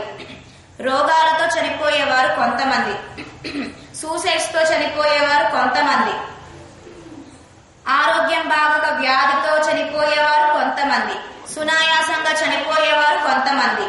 వీరికి ఇంత సమయము, నేను పలానా సమయంలో పలానా సంవత్సరంలో పలానా నెలలో నేను చనిపోతున్నాను అని మన ఆయుష్ చెప్పగలమా? అస్సలు చెప్పలేదు. కనుక ఈ తక్కువ సమయంలో ప్రక్క వాళ్ళని బాధ పెట్టడం ఎందుకని? ఈ తక్కువ సమయంలో పక్క వాళ్ళని ఏడిపించడం ఎందుకని? నీటి బుడగ ఇంతసేపు ఉంటుందని చెప్పగలమాట. ఎంత నిలయిలా అన్నారు నమ్మాళ్వారు. నీటి బుడగ ఎంతసేపు ఉంటుంది? ఒక క్షణం ఉంటుందట, లేకపోతే అరక్షణం ఉంటుందట. నీటి బుడగ ఇంతసేపు ఉంటుంది అని చెప్పగలము, కానీ మనిషి జీవితం ఇంతసేపు అని చెప్పలేదు. అంటే ఈ తక్కువ సమయంలో వాళ్ళతో పోట్లాడటము, వీళ్ళతో పోట్లాడటము, వాళ్ళు కనిపిస్తే మొహం తిప్పుకోవడము, దొంగచాటుగా తిట్టుకోవడము, తక్కువ సమయంలో ఇన్ని అవసరమా? కనుక చాతుర్యపు మాటలు ఎలా మాట్లాడాలి? పక్క వాళ్ళని ఆనంద పెట్టేలా మాట్లాడాలి తప్ప పక్క వాళ్ళని బాధ పెట్టేలా మాట్లాడకూడదు అంటున్నారు మన గోదమ్మ. లోపల ఉండే గోపికతో, లోపల గోపిక బయట ఉండే గోదా గోష్ఠితో. వల్లీర్గళ్ నేంగళే నానేదా నాయుడుగా. మన గోదమ్మ ఏమంది లోపల గోపికతో? అందంగా మాట్లాడే గోపిక అంది. మళ్ళీ తిరిగి లోపల గోపిక గోదాదేవిని, నేను అందంగా మాట్లాడుతున్నానా? మీరు మాట్లాడుతూ అందంగా నేను మాట్లాడుతున్నాను అంటున్నారా? అంటే పెద్దల దగ్గర మన గొప్పలు చెప్పుకోకూడదట. గొప్పలు అంటే నేను ఇంత ఇచ్చాను వేణుగోపాలుడికి, అంత ఇచ్చానని చెప్పుకోకూడదు. స్వామి దగ్గర స్వామి నాకు నేను రక్షించుకోగలను అని చెప్పకూడదు. స్వామి దగ్గరకు వెళ్ళి నాకు నేను రక్షించుకోలేనయ్యా, నువ్వే నన్ను రక్షించాలి అంటే తప్పనిసరిగా రక్షిస్తాడు. అదే మనం పరమాత్మ దగ్గరే గొప్పలు చెప్పుకున్నామే అనుకోండి, ఓ వీళ్ళు చాలా గొప్పవాళ్ళు, వీళ్ళు రక్షించుకోగలరని పరమాత్మ మనల్ని పట్టించుకోడట. కనుక పరమాత్మ దగ్గర భక్తుల దగ్గర ఎలా మాట్లాడాలి? ఆర్భాటాలు చెప్పకూడదు. ఏం చెప్పాలి? మన యొక్క తక్కువదనాన్ని చెప్పుకోవాలి. ఇప్పుడు లోపల గోపిక ఏమంటోంది? నేను కాదు అందంగా మాట్లాడేది, మీరే మాట్లాడుతున్నారు, కానీ మీరు అన్నారు కాబట్టి నేనే అందంగా మాట్లాడేది అంటోందట. అంటే ఎదుటివారు అంటే భక్తులు చెప్పింది వినాలి. భక్తులు ఏమైనా పిచ్చి పిచ్చి మాటలు చెప్తారా? చెడ్డగా చెప్తారా? మనం నాశనం అయిపోయే మాటలు చెప్తారా? అందంగా స్వామిని ఆశ్రయించండి. రోజు వేణుగోపాలుడి ఆలయంలో వ్రతం జరుగుతోంది, పొద్దున పూట సేవాకాలము, రాత్రిపూట బుర్ర తినే రోహిణి ఉపన్యాసము అని చెప్పుకుంటారు. కనుక ఇలా భక్తులు చెప్పుకో ఉంటే ఓ సరే మనం కూడా వెళతాము వేణుగోపాలుడి ఆలయానికి, మనం కూడా వెళదాము, స్వామికి రోజు హారతి ఇద్దాము అని వాళ్ళు అనుకోవాలి. కనుక మనం మాట్లాడేటప్పుడు అందంగా మాట్లాడాలి. సరే మీరు అంటున్నారు కాబట్టి నేనే అందంగా మాట్లాడుతున్నానులే, నానేదా నాయుడుగా అంటోంది లోపల ఉండే గోపిక. ఎదుడు వారు మీరు తప్పు చేశారు, బయట వాడు కాదు భక్తులు. ఒకవేళ మీరు అలా మాట్లాడారు ఇలా మాట్లాడారు భక్తులు అనేవారు అనరు. ఒకవేళ అన్నారు అంటే సరేనండి నేనే తప్పుగా మాట్లాడాను క్షమించండి అని అనేసామే అనుకోండి, అక్కడితో ఆగిపోతుంది. లేకపోతే ఇద్దరు పోట్లాడుకుంటున్నారే అనుకోండి, వాళ్ళు పోట్లాడి వీరు గట్టిగా మాట్లాడితే ఆలయంలా ఉండదు. ఇది ఎలా ఉంటుంది? పోట్లాట మందిరంలా ఉంటుంది. ఒకళ్ళు ఏదన్నా అన్నారు అనుకోండి, మనం అలాగే మాదే తప్పు అన్నామే అనుకోండి, ఎదుటి వాళ్ళు ఏమనుకుంటారు, అయ్యో వాళ్ళు తప్పని ఒప్పుకున్నారు, మనం ఈసారి నుంచి అలా అనకూడదని వాళ్ళ నోటి చేత వాళ్ళే అనేది చెయ్యాలి. కనుక నానేదా నాయుడుగా ఎవరైనా అలా అనుకున్నారా? ఎవరు అనుకున్నారు అంటే భరతుడు అనుకున్నాడు. రాముడి తమ్ముడైన భరతుడు అనుకున్నాడు. అసలు భరతుడికి రామయ్య వనవాసానికి వెళ్ళిందే తెలియదు. కానీ భరతుడు శత్రుఘ్నుడు ఎప్పుడైతే అయోధ్యకు వచ్చారో ప్రతి ఒక్కరు తిట్టడమేనంట భరతుడిని. భరత నీ వల్లే జరిగింది, నీ వల్లే రామయ్య వనవాసానికి వెళ్ళాడు, నీ వల్లే, నీకు రాజ్యకాంక్ష ఉంటే రామయ్యతో చెప్పవచ్చును కదా. ప్రతి ఒక్కరు తిట్టేవారే అట. ఆఖరికి జ్ఞానం కలిగిన వశిష్ఠుల వారు కూడా భరతుడినే తిట్టిపోసారట, నీ వల్లే జరిగింది అని. సరే మళ్ళీ ఎక్కడికి వెళ్ళాడు భరతుడు? అందరితో కలిసి గుహుడు దగ్గరకు చిత్రకూటానికి వెళ్ళారు. గుహుడు దగ్గరకు వెళ్ళాడు భరతుడు. గొప్ప కాదు, నా తల్లి వరాలు అడగడము తప్పు కాదు, రామయ్య వనవాసానికి వెళ్ళడము తప్పు కాదు, యంగల్మే శాపం, నేనే తప్పు చేశాను, నా మామయ్య ఇంటికి వెళ్ళినందుకు నేనే తప్పు చేశాను, ఎవ్వరిది తప్పు కాదు అనుకున్నట్ట భరతుడు. ఇక సీతమ్మ లంకకు వచ్చింది. సింసుపా వృక్షం క్రింద కూర్చున్నది. రావణాసుడు వస్తున్నాడు, ఏవేవో మాటలు చెప్తున్నాడు, వెళ్ళిపోతూ ఉన్నాడు. 700 మంది రాక్షసులు సీతమ్మ చుట్టూ ఉన్నారు. 24 గంటలు తిట్టిపోస్తూనే ఉన్నారు సీతమ్మని. మామూలుగా అయితే అప్పుడు ఎవరిని అనుకోవాలి? రాముడిని తిట్టాలి. రాముడి వల్లే ఇలా జరిగింది, నన్ను వదిలేసి వెళతాడా లేడిని చూడటానికి, లేడిని తీసుకురావడానికి అని రామయ్య తిట్టాలి. కానీ సీతమ్మ రామయ్య తిట్టిందా? తిట్టనే లేదు. ఇదంతా నేను చేసిన తప్పు వల్లే నేను ఈనాడు పశ్చాత్తాపాన్ని అనుభవిస్తున్నాను, ఈనాడు లంకలో ఉండి బాధపడుతున్నాను. ఇది రాముడు చేసిన తప్పు కాదు, నేను చేసిన తప్పు. ఏం చేశాను తప్పు? నేను రామయ్య పరమాత్మ పక్కన ఉండగా బంగారు లేడిని కోరాను. ఇది నేను చేసిన తప్పు, మొట్టమొదటి తప్పు. ఇంకా పెద్ద తప్పు ఏం చేశాను? లక్ష్మణుడిని ఉంచి రామయ్య వెళ్ళగా అక్కడ మారీచుడు చచ్చేటప్పుడేమో మామూలుగా చావకుండా హా సీత హా లక్ష్మణ అని చచ్చాడు వాడు. ఆ పేర్లు నా చెవున పడ్డాయి. ఇప్పుడు రామయ్యకు ఎక్కడ ఏ ఆపద జరుగుతుందో అని నేను భయపడ్డాను. రామ వీర్య భుజ బల పరాక్రమాలు నాకు తెలుసు, రామయ్యకి ఏమీ కాదు. కానీ లక్ష్మణుడిని వెళ్ళమన్నా. పోనీ ఓ లక్ష్మణ వెళ్ళు అంటే ఏమన్నా మంచిగా చెప్పానా? చెప్పలా. లక్ష్మణ నన్ను కామిస్తున్నావా అన్నాడు. రామయ్యను వెళ్ళమనడం తప్పు కాదు, లక్ష్మణుణ్ణి అనడమే నేను చేసిన పెద్ద తప్పు. లక్ష్మణుడు అటువంటి వాడు కానే కాదు, నా బిడ్డ. ఎప్పుడు నా ముఖం కూడా చూసేవాడు కాదు. దాసోహం చేసేటప్పుడు దండం పెట్టేటప్పుడు నా పాదాలనే చూసేవాడు. అటువంటి నా బిడ్డ అయిన లక్ష్మణుణ్ణే నేనే అవమానపరిచాను. కనుక ఇప్పుడు నేను అనుభవిస్తున్న బాధ నేను లక్ష్మణుణ్ణి అనడం వల్లే ఇంత కష్టాన్ని నేను పొందుతున్నాను. కనుక రామయ్య చేసిన తప్పు కాదు, లక్ష్మణుడు వెళ్ళిపోవడము తప్పు కాదు, కైక వనవాసం చేయడం తప్పు కాదు, దశరథుడు వరాలు ఇవ్వడము తప్పు కాదు. ఎంగల్మే శాపం, నా వల్లే ఇలా జరిగింది. ఎవరనుకున్నారండి ఈ మాట? సాక్షాత్ లక్ష్మీదేవియే సీతమ్మగా అవతరించి నేను చేసిన తప్పిదం వల్లే లంకలో ఉండి బాధను అనుభవిస్తున్నాము అంది. సీతమ్మ లక్ష్మీదేవియే అన్నప్పుడు రాముడికి ఇష్టమైన తమ్ముడైన భరతుడే నా వల్లే జరిగింది అన్నప్పుడు మనమెంత? కనుక ఎదురువాళ్ళు పోట్లాడుతూ ఉంటే ఒక చిన్న క్షమాపణ చెప్పామే అనుకోండి, అక్కడితో ఆ తప్పులు ఆ పోట్లాట్లు ఆగిపోతాయి. కనుక నానేదా నాయుడుగా పోలేని మీరేమన్నారు, నేనే బాగా మాట్లాడుతున్నాను మాట్లాడుతున్నాను అన్నారు కదా, నేనే బాగా మాట్లాడుతున్నాను అందట లోపల ఉండే గోపిక బయట ఉండే గోదమ్మ గోష్ఠితో. వల్లై నీ పోదాయ్ ఉనక్కెన్న వేరుడయ్యై. మేము ఇంతమంది నామ సంకీర్తన చేస్తూ ఉంటే నువ్వు ఒక్కదాని లోపల ఎలా ఉండగలుగుతున్నావు? కనుక ఇంతమంది బయట ఉన్నా కదా తల్లి, శీఘ్రంగా బయటకు రా. వల్లై శీఘ్రంగా అంటోంది. అదేవిధంగా శీఘ్రంగా ఎవరు ఎక్కడికి వచ్చారు?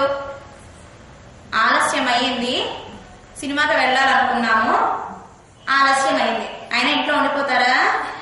ఆలస్యం అయినా సరే బ్లాక్ లో కొనుక్కుని ఆ టికెట్ సినిమా చూడవలసిందే, అప్పుడే మనకు తృప్తిగా ఉంటుంది.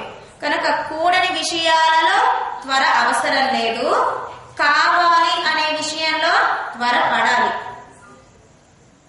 సాయంత్రము ఉపన్యాసానికి రావాలి, ఆలస్యం అయ్యింది, పనులన్నీ అక్కడ వదిలేసి రావాలి.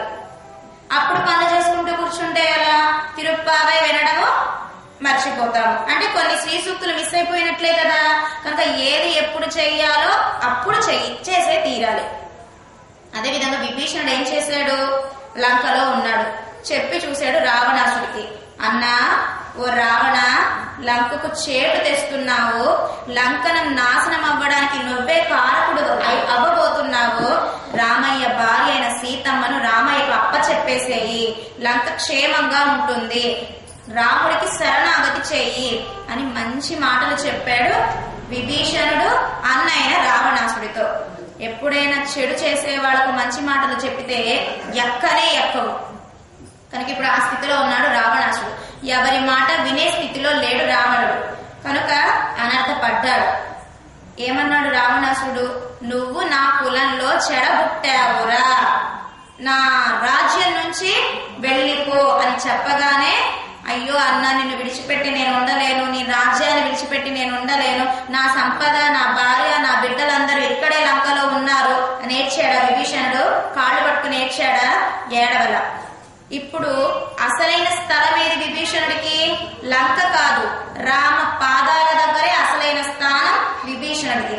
ఎప్పుడైతే రావణుడు వెళ్ళిపో అన్నాడో క్షణం కూడా ఆలోచించకుండా ధారాంచ పుత్రాంచ భ్రాతాంచ, ధనము, సంపద, పిల్లల్ని, భార్యని, అన్నని, రావణాసుని అందరినీ విడిచిపెట్టేసి ఎక్కడికి వచ్చాడు? శీఘ్రంగా రామ పాదాల దగ్గరకు వచ్చాడు. ఎలా నుంచున్నాడు? మన వాల్మీకి మహర్షి చక్కటి బిరుదనిచ్చాడు, ఇచ్చారు విభీషణుడికి. అంతరిక్ష గత శ్రీమాన్. ఎక్కడి నుంచున్నాడు? నేరుగా రామయ్య దగ్గరకు రాకుండా ఆకాశ మార్గంలో నుంచున్నాడు. మన గోపికలు నేరుగా కృష్ణయ్య దగ్గరకు వెళ్ళపోవచ్చు కదా, వెళ్ళల. భక్తులు 10 మంది గోపికలను ముందుంచుకునే గోదాదేవి కృష్ణయ్య దగ్గరకు వెళ్ళబోతోంది. అదే విధంగా రావణాసుడు యొక్క తమ్ముడైన విభీషణుడు కూడా నేరుగా రామయ్య దగ్గరకు రాల, అలా ఆకాశ మార్గంలో నుంచున్నట్ట. రాముడు తన గోష్ఠిలో నన్ను కలుపుకుంటే నేను బ్రతుకుతాను, రామయ్య కనుక నువ్వు నా గోష్ఠిలో వద్దు, నువ్వు నాకు అక్కర్లేదు అంటే అలాగే సముద్రంలో దూకి ప్రాణత్యాగం చేసుకుంటాను అని ఆకాశ మార్గంలో నుంచున్నట్ట. అప్పుడు పెద్ద మీటింగ్ అక్కడ. ఏమని? రామయ్యకు ఇష్టం విభీషణుని చేర్చుకోవడం, హనుమకు ఇష్టం విభీషణుని చేర్చుకోవడం, ఇంకెవ్వరికి ఇష్టం లేదు. అక్కడ వానరాలు ఎవ్వరికి ఇష్టం లేదు. రావణాసుడు తమ్ముడు విభీషణుడు, రావణాసుడే అంత నికృష్టుడైతే రావణాసుడి తమ్ముడు విభీషణుడు ఇంకెంత నికృష్టుడో. కనుక రామయ్యకు ఎక్కడ ఏ అపచారం చేస్తారో అని సుగ్రీవుడు ఒప్పుకోడు, అంగదుడు ఒప్పుకోడు, జాంబవంతుడు స్వీకరించి రక్షించాడు. అదేవిధంగా ఆనాడు విభీషణుడు ఎలా అయితే వేగంగా లంక నుంచి రామ పాదాల దగ్గరకు వచ్చాడో, మీరు కూడా ఓ గోపిక, నువ్వు కూడా శీఘ్రంగా మా గోష్ఠిలో చేరు అంటూ గోదమ్మ లోపల గోపికను పిలుస్తోంది. గోపిక అందరి లోపల గోపిక ఎల్లారు పోందారో పోందా పోందెన్నికొల్. అందరూ వచ్చారా? అందరూ లోపల గోపిక. అమ్మ తల్లి, అందరము వచ్చాము, నువ్వు ఒక్కదాన్ని మా గోష్ఠిలో చేరేవే అనుకో 5 లక్షల మంది గోపికలు ఉన్నారు. నిజంగా 5 లక్షల మంది వచ్చారా? అందరూ లోపల ఉండే గోపిక. అప్పుడు గోదమ్మ అందంట, కావాలంటే నువ్వు తలుపులు తెరిచి బయటకు వచ్చి గోపికలందరినీ లెక్క పెట్టుకో. ఎలా లెక్క పెడతావో తెలిసినా? నువ్వు వచ్చావా అని నీ చేత స్పర్శ చేస్తూ అందరినీ లెక్క పెట్టుకో. మాకు ఇప్పుడు ఆహారం ఏంటో తెలిసిన? ఈ పాలు, పెరుగు, వెన్న, ఇవి కాదు మాకు ఆహారం, నీ స్పర్శయే మాకు ఆహారం. నిన్ను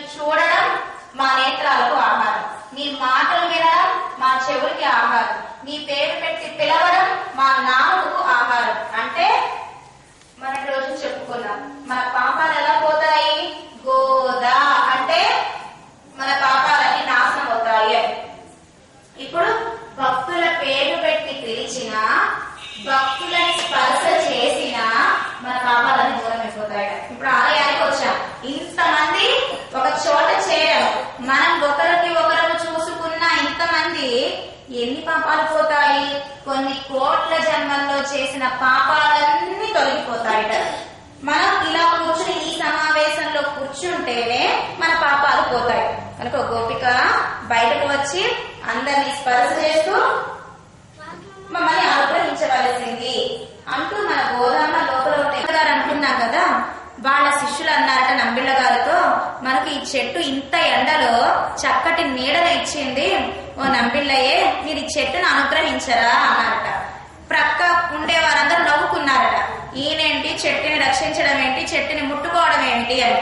వెంటనే నంబిళ్ళ గారు బాగా నీడనిచ్చి ఆ చెట్టుని ఇలా ముట్టుకున్నారట.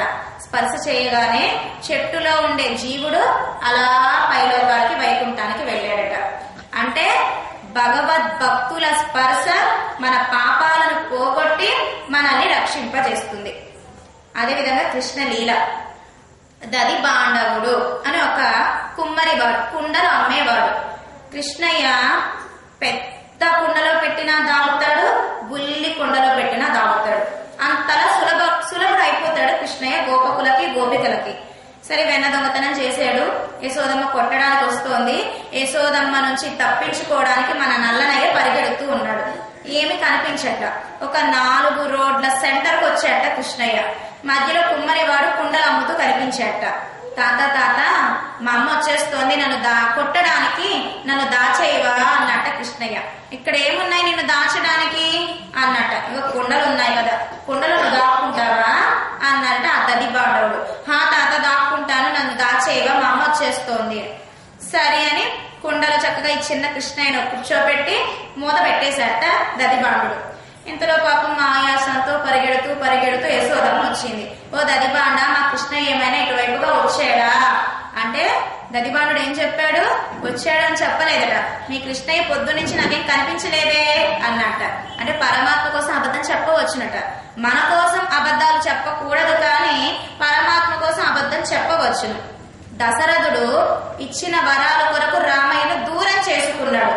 కైక ఏం వరాలు, నేను ఈ వరాలు తీర్చను అనవచ్చును దశరథుడు. కానీ సామాన్యమైన నియమానికి కట్టుబడ్డాడు, వరాలను తీరుస్తాను అన్నాడు. కనుక దశరథుడు కనుక వైకుంఠానికి వెళ్ళాల, స్వర్గానికే వెళ్ళాడు. రామయ్యని వదులుకున్నాడు కాబట్టి. కానీ ఇక్కడ దదిబాండు కృష్ణయ్య కొండలో ఉన్నాడని చెప్పవచ్చు కదా, సత్యం వద, సత్యమే మాట్లాడాలి అని చెప్పింది శాస్త్రం. కానీ ఎప్పుడు సత్యం మాట్లాడాలి? ఆలయానికి ఇష్టం లేదే అనుకోండి, ఇంట్లో ఉన్న వాళ్ళకి ఇప్పుడే బయటకు వెళ్ళి వస్తారని చెప్పి ఆలయానికి రావచ్చు. మరి పరమాత్మ తప్పు చేసామని శిక్షిస్తాడా? శిక్షించడు. మనం మంచి పని చేస్తున్నాం కాబట్టి. కనుక ఇప్పుడు దదిబాండు ఏమన్నాడు, కృష్ణయ్య ఇటుగా రాలేదమ్మా యశోద అని చెప్పాట దదిబాండు. సరే పాపం ఎదుక్కుంది వెళ్ళిపోయింది ఇంటికి. ఎప్పటికో రాత్రికి వస్తాడు కదా కృష్ణయ్య అని. ఇంతలో మన కృష్ణయ్య లోపల ఉన్నాడు కదా, తాత మోతీవా అని మూతలు కొడుతున్నట్ట, కొండలు కొడుతున్నట్ట. ఇది దదిబాండు మూతలు తీయట్లేదట. ఎందుకు తీయట్లేదు ఇంతకి? తాత మోక్తి, నా గాన ఆడట్లేదు, మా అమ్మ వెళ్ళిపోయింది. మీ అమ్మ వెళ్ళిందని నీకు ఎలా తెలుసు? గజ్జల శబ్దం నాకు వినిపించట్లేదుగా, మా అమ్మ వెళ్ళిపోయింది కనుక మూత తీయి అంటున్నట్ట. తీయట్లేదు దదిబాండు. నీకేం కావాలి అన్నట్ట కృష్ణయ్య. నువ్వేదో మోక్షాన్ని ఇస్తావట కదా, అందరూ ఆ మోక్షం గురించి నీ దగ్గర పడికాపులు కాస్తూ ఉన్నారు, ఆ మోక్షం ఏదో నాకు ఇవ్వవయ్యా, ఈ కొండలు అమ్ముకోలేకపోతున్నాను అన్నట్ట దదిబాండు. మోక్షమా? సరే ఇస్తాను మొత్తి అన్నట్ట. నాకే కాదు సుమా, మరి ఇంకెవరికి ఇవ్వాలి మోక్షము? నువ్వు కూర్చున్నావే, ఈ కొండ కూడా మోక్షం కావాలి, కొండ మీద ఉండే మూత కూడా మోక్షం కావాలి, కొండ కింద ఉండే చుట్ట కుదురు అంటారే దానికి కూడా మోక్షం కావాలి. ఏం చేశాడు పరమాత్మ? ఇది కొండ నేను ఇవ్వను అనలేదట. దదిపాండు స్పర్శ కలిగిన దదిపాండుడికి మోక్షాన్ని ఇచ్చాడు, దదిపాండు స్పర్శ కలిగిన కొండకి మోక్షాన్ని ఇచ్చాడు, కొండ మీద ఉండే మూతకి మోక్షాన్ని ఇచ్చాడు, కొండ కింద ఉండే చుట్ట కుదురకి మోక్షాన్ని ఇచ్చాడు. నిజంగా మోక్షంలో ఉన్నాయండి కొండ. నిజంగా ఇప్పటికీ కూడా శ్రీవైకుంఠంలో కొండ కూడా మోక్షంలో ఉందట. అంటే స్వామి అనుగ్రహం ఉంటే భగవద్భక్తి వల్లనే కొన్నానే. పరమాత్మ ఒక ఏనుగుని చంపాడు, ఒక ఏనుగుని రక్షించాడు. ఏ ఏనుగుని చంపాడు? కువలయ పీడనం అనే ఏనుగుని చంపాడు.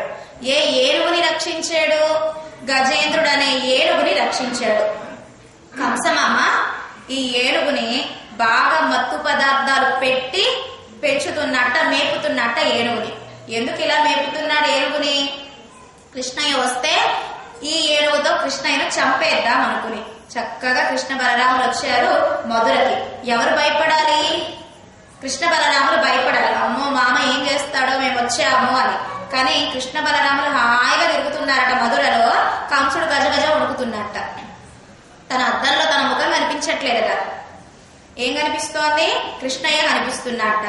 పోనీ మర్చిపోదాము, భయాన్ని మర్చిపోదాము అని మత్తు పానీయాన్ని స్వీకరిద్దాం అనుకున్నట్ట. దాంట్లో కూడా కృష్ణయ్యే కనిపిస్తున్నట్ట. ఆకలేస్తోంది, అన్నం తిందాం అనుకున్నట్ట. దాంట్లో కూడా కృష్ణయ్యే కనిపిస్తున్నట్ట. తన భార్యను పిలవడానికి తన భార్య పేరు పెట్టి పిలవకుండా కృష్ణ కృష్ణ అని పిలుస్తున్నట్ట. అంటే కృష్ణయ్య మధురకు వస్తే కృష్ణ బలరాములు భయపడకుండా కంసుడే గజగజ వణుకుతూ ఉన్నట్ట. దేని చూసినా కృష్ణుడే కనిపిస్తున్నట్ట. చావడానికి వచ్చి ఎవరైనా అలంకారం చేసుకుంటారా?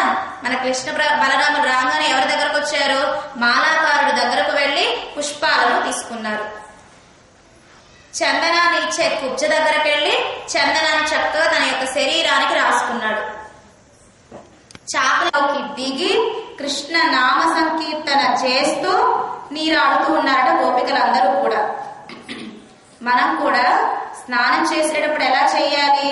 నేను పోసుకుంటున్నాను అని కాకుండా నామ సంకీర్తన చేస్తూ స్నానం చెయ్యాలట. ఎవరికి స్నానము? ఈ శరీరానికేనా? కాదు, మన లోపల అంతర్యామిగా ఉండే స్వామికి అభిషేకం చేస్తున్నాను అని మనం స్నానం చెయ్యాలి. ఆ సమయంలో ఏ శ్లోకం చదవాలి? మనం ప్రొద్దున్నే నిత్యము కూడా పరాశర భట్టర్లో అనుగ్రహించిన శ్రీరంగనాథ స్తోత్రం చదువుతున్నాం. శ్రీరంగం కరిశైల మంజన గరింతాక్షాద్రి సింహాచలో అంటూ ఈ శ్లోకాన్ని చదివి స్నానం చెయ్యాలట. మన అంతర్యామిగా ఉండే స్వామికి స్నానం చేయించాలట. ఇలా మన గోపికలు ఎలా చేస్తున్నారు స్నానము? నామ సంకీర్తన చేస్తూ యమునా నదిలో స్నానం చేస్తూ ఉన్నారు. కృష్ణయ్య ఈలోపు ఏం చేశాడు? పెద్ద మాయావి అల్లరి పిల్లవాడు మెల్లగా చెట్టు దిగి గోపికల వస్త్రాలు, గోపికల ఆభరణాలు పట్టుకుని చెట్టు ఎక్కి కూర్చున్నాడట. వీళ్ళు చక్కగా స్నానం చేస్తూ ఉన్నారు. స్నానం అయిపోయింది. ఒడ్డుకు వచ్చి బట్టలు తీసుకుందామా అనే సందర్భంలో ఏ గోపిక వస్త్రము కనిపించట్లేదు. చక్కగా అందంగా చెట్టు మీద కూర్చుని వేణుగానం చేస్తూ ఉన్నాడట. ఆ వేణుగానానికి ఒక్క నిమిషము మై మర్చిపోయారట గోపికలందరూ కూడా. తీరా ఒంటి మీద వస్త్రాలు లేకపోయేసరికి నీళ్ళ లోపలికి వెళ్ళిపోయారట. దాక్కుంటున్నారట కృష్ణయ్యను చూసి. అంటున్నట్ట కృష్ణయ్య, మీరు నా దగ్గర సిగ్గుపడతారేంటి? ఎక్కడైనా తల్లి తండ్రుల దగ్గర సిగ్గుపడతారా? మరి నా దగ్గర మీరు ఎందుకు సిగ్గుపడుతున్నారు అన్నట్ట కృష్ణయ్య. లేదు కృష్ణ, నీకు ఈ యమున ఒడ్డు తెలియదు అనుకుని ఇక్కడికి వచ్చాము, కానీ నీకు ఈ ఒడ్డు కూడా తెలిసిపోయింది. మా వస్త్రాలు మాకు ఇచ్చేవా? అదో సూర్యుడు వచ్చేస్తున్నాడు, తెల్లవారుతోంది, తెల్లవారింది, మేము ఇంకా రాలేదు అంటే మా పెద్దలు మా గురించి వెతుకుతూ ఉంటారు. మళ్ళీ నువ్వు మేము కలిసి ఉన్నామని వాళ్ళకు తెలిసిందే అనుకో, వాళ్ళు మమ్మల్ని కోప్పడతారు. మన శీఘ్రంగా ఇంటికి వెళ్ళిపోవాలి, మా వస్త్రాలు మాకు ఇచ్చేయవా అని అడిగారట గోపికలు. ఈ వస్త్రాలను ఇంతకీ కృష్ణ ఏం చేశాడు? గోపిక స్పర్శ కలిగిన వస్త్రము అని తాను ధరించాడట. గోపికలు ధరించిన వస్త్రాలను ఏం చేశాడు? చక్కగా శిరస్సున తల పాగలాగా చుట్టుకున్నాడట. ఒక వస్త్రాన్ని చేతులకి చుట్టుకున్నాడట, ఇంకో వస్త్రాన్ని నడుముకి చుట్టుకున్నాడట, ఇంకో వస్త్రాన్ని మెడలో హారంగా వేసుకున్నాడట. వస్త్రాన్ని ఒక్కసారి ఈ గోపికల స్పర్శ కలిగిన వస్త్రము కృష్ణయ్య ధరించగానే గోపికలు అనుకున్నారట, కన్నా ఈ వస్త్రం మేం కట్టుకోవడం కంటే కూడా ఆ వస్త్రాన్ని నువ్వు ధరిస్తేనే ఇంకా ఎక్కువ అందంగా ఉన్నావురా కన్నా అంటూ ఆ వస్త్ర సౌందర్యాన్ని చూసి గోపికలందరూ ఆనందపడుతూ ఉన్నారట. మనం కూడా కొత్త వస్త్రం కట్టుకునే ముందు స్వామి దగ్గరకు పెట్టి స్వామికి చూపించి ఆ వస్త్రం మనం ధరించాలి. వేణునాదం చేస్తూ ఉన్నారు. వీళ్ళేమో మై మర్చిపోతూ ఉన్నారు. తెల్లవారవుతోంది. కన్నా, లోపల చేపలున్నాయి, చేపలన్నీ కూడా కొరుకుతున్నాయి కనుక మాకు బాధగా ఉంది, మాకు వస్త్రాన్ని ఇచ్చేవా అని ప్రార్థిస్తున్నారట. లేదు లేదు, మీరు సిగ్గుని విడిచి నాకు శరణాగతి చెయ్యండి. ఎప్పుడైతే మీరు సిగ్గుని విడిచి శరణాగతి చేశారో మీ వస్త్రాలన్నిటినీ మీకు ఇచ్చేస్తాము. ఎలా చెయ్యం కన్నా మా ఒంటి మీద వస్త్రాలు లేవు. ఆనాడు గజేంద్రుణ్ణి రక్షించడానికి పరుగు పరుగున వచ్చి గజేంద్రుణ్ణి రక్షించావు. గజేంద్రుడి పాదము ఒక ముసలే పట్టుకున్నది, కానీ మాకు చాలా చేపలు కొరుకుతూ ఉన్నాయి, మేము తట్టుకోలేకపోతున్నాం. ముసలి పట్టుకున్న గజేంద్రుణ్ణే రక్షిస్తావా? చేపలు కొరుకుతున్న గోపికల అబలన మమ్మల్ని రక్షించవా? ఏనుగునే రక్షిస్తావా? చిన్న పిల్లల్ని రక్షించవా అని అడుగుతున్నారు ఈ గోపికలు. మీరు సిగ్గుని విడిచి శరణాగతి చేస్తే మీ వస్త్రాలు మీకు ఇచ్చేస్తా, ఎంత త్వరగా శరణాగతి చేస్తే అంత త్వరగా మీ వస్త్రాలు మీకు ఇస్తాను అన్నట్ట కృష్ణయ్య. ఏం చేయాలి వీళ్ళు ఇప్పుడు? శరణాగతి, వస్త్రము లేదు ఒంటి మీద, సిగ్గుతో ఉన్నారు. ఎలా చెయ్యాలి? ఏం చేశారట గోపికలందరూ కూడా? ఒక చేతితో తమ మానాన్ని కాపాడుకుంటూ ఇంకో చెయ్యి ఇంకో గోపిక చెయ్యితో పట్టుకుని, అంటే గోపికలందరూ ఒక 20 మంది ఉన్నారే అనుకోండి, 20 మంది గోపికలు 10 చేతులతో శరణాగతి చేశారట. మిగతా 10 చేతులు తమ వంటిని కాపాడుకుంటూ ఉన్నారట. కృష్ణయ్య అన్నట్ట, 10 దాసోహాలే వచ్చినాయి, 20 రాలేదు, 10 వస్త్రాలే ఇవ్వాలా ఏంటి మీకు అన్నట్ట. అప్పుడు సిగ్గును విడిచి కృష్ణ అంటూ 2 చేతులు జోడించగానే గోపికల వస్త్రాలు గోపికలకు ఇచ్చాడట కృష్ణయ్య. కనుక నందగోపుడు ఎలా అయితే వస్త్ర దానాన్ని చేశాడో మన కృష్ణయ్య కూడా తండ్రి గారు చేశారని కృష్ణయ్య కూడా వస్త్రదానాన్ని చేశాడు. తన్నీరే. ఇంకా నందగోపుడు ఏం దానం చేశారు? నీటిని దానం చేశారు. అదేవిధంగా మన కృష్ణయ్య కూడా నీటి దానం చేస్తూ ఉన్నాడట. ఎవరికి చేశారు నీటి దానము మన కృష్ణయ్య? కురుక్షేత్ర యుద్ధ భూమిలో అర్జునుడు బాగా అలసిపోయాడట యుద్ధం చేసి చేసి. బాగా నాకు బాగా దాహం వేసేస్తోంది, నేను ఎక్కడికి వెళ్ళినా నీరు దొరకట్లేదు, నీరు లేకపోతే నేను బ్రతికేవాడిలా లేను, యుద్ధం చేసేవాడిగా కనిపించట్లేదు, కనుక నాకు నీరు కావాలి అని ఎప్పుడో అడిగాడట. అన్ని వెతికి వెతికి వెతికి చివరికి నీరు కనిపించకపోయేసరికి కృష్ణయ్యను అడిగాడట.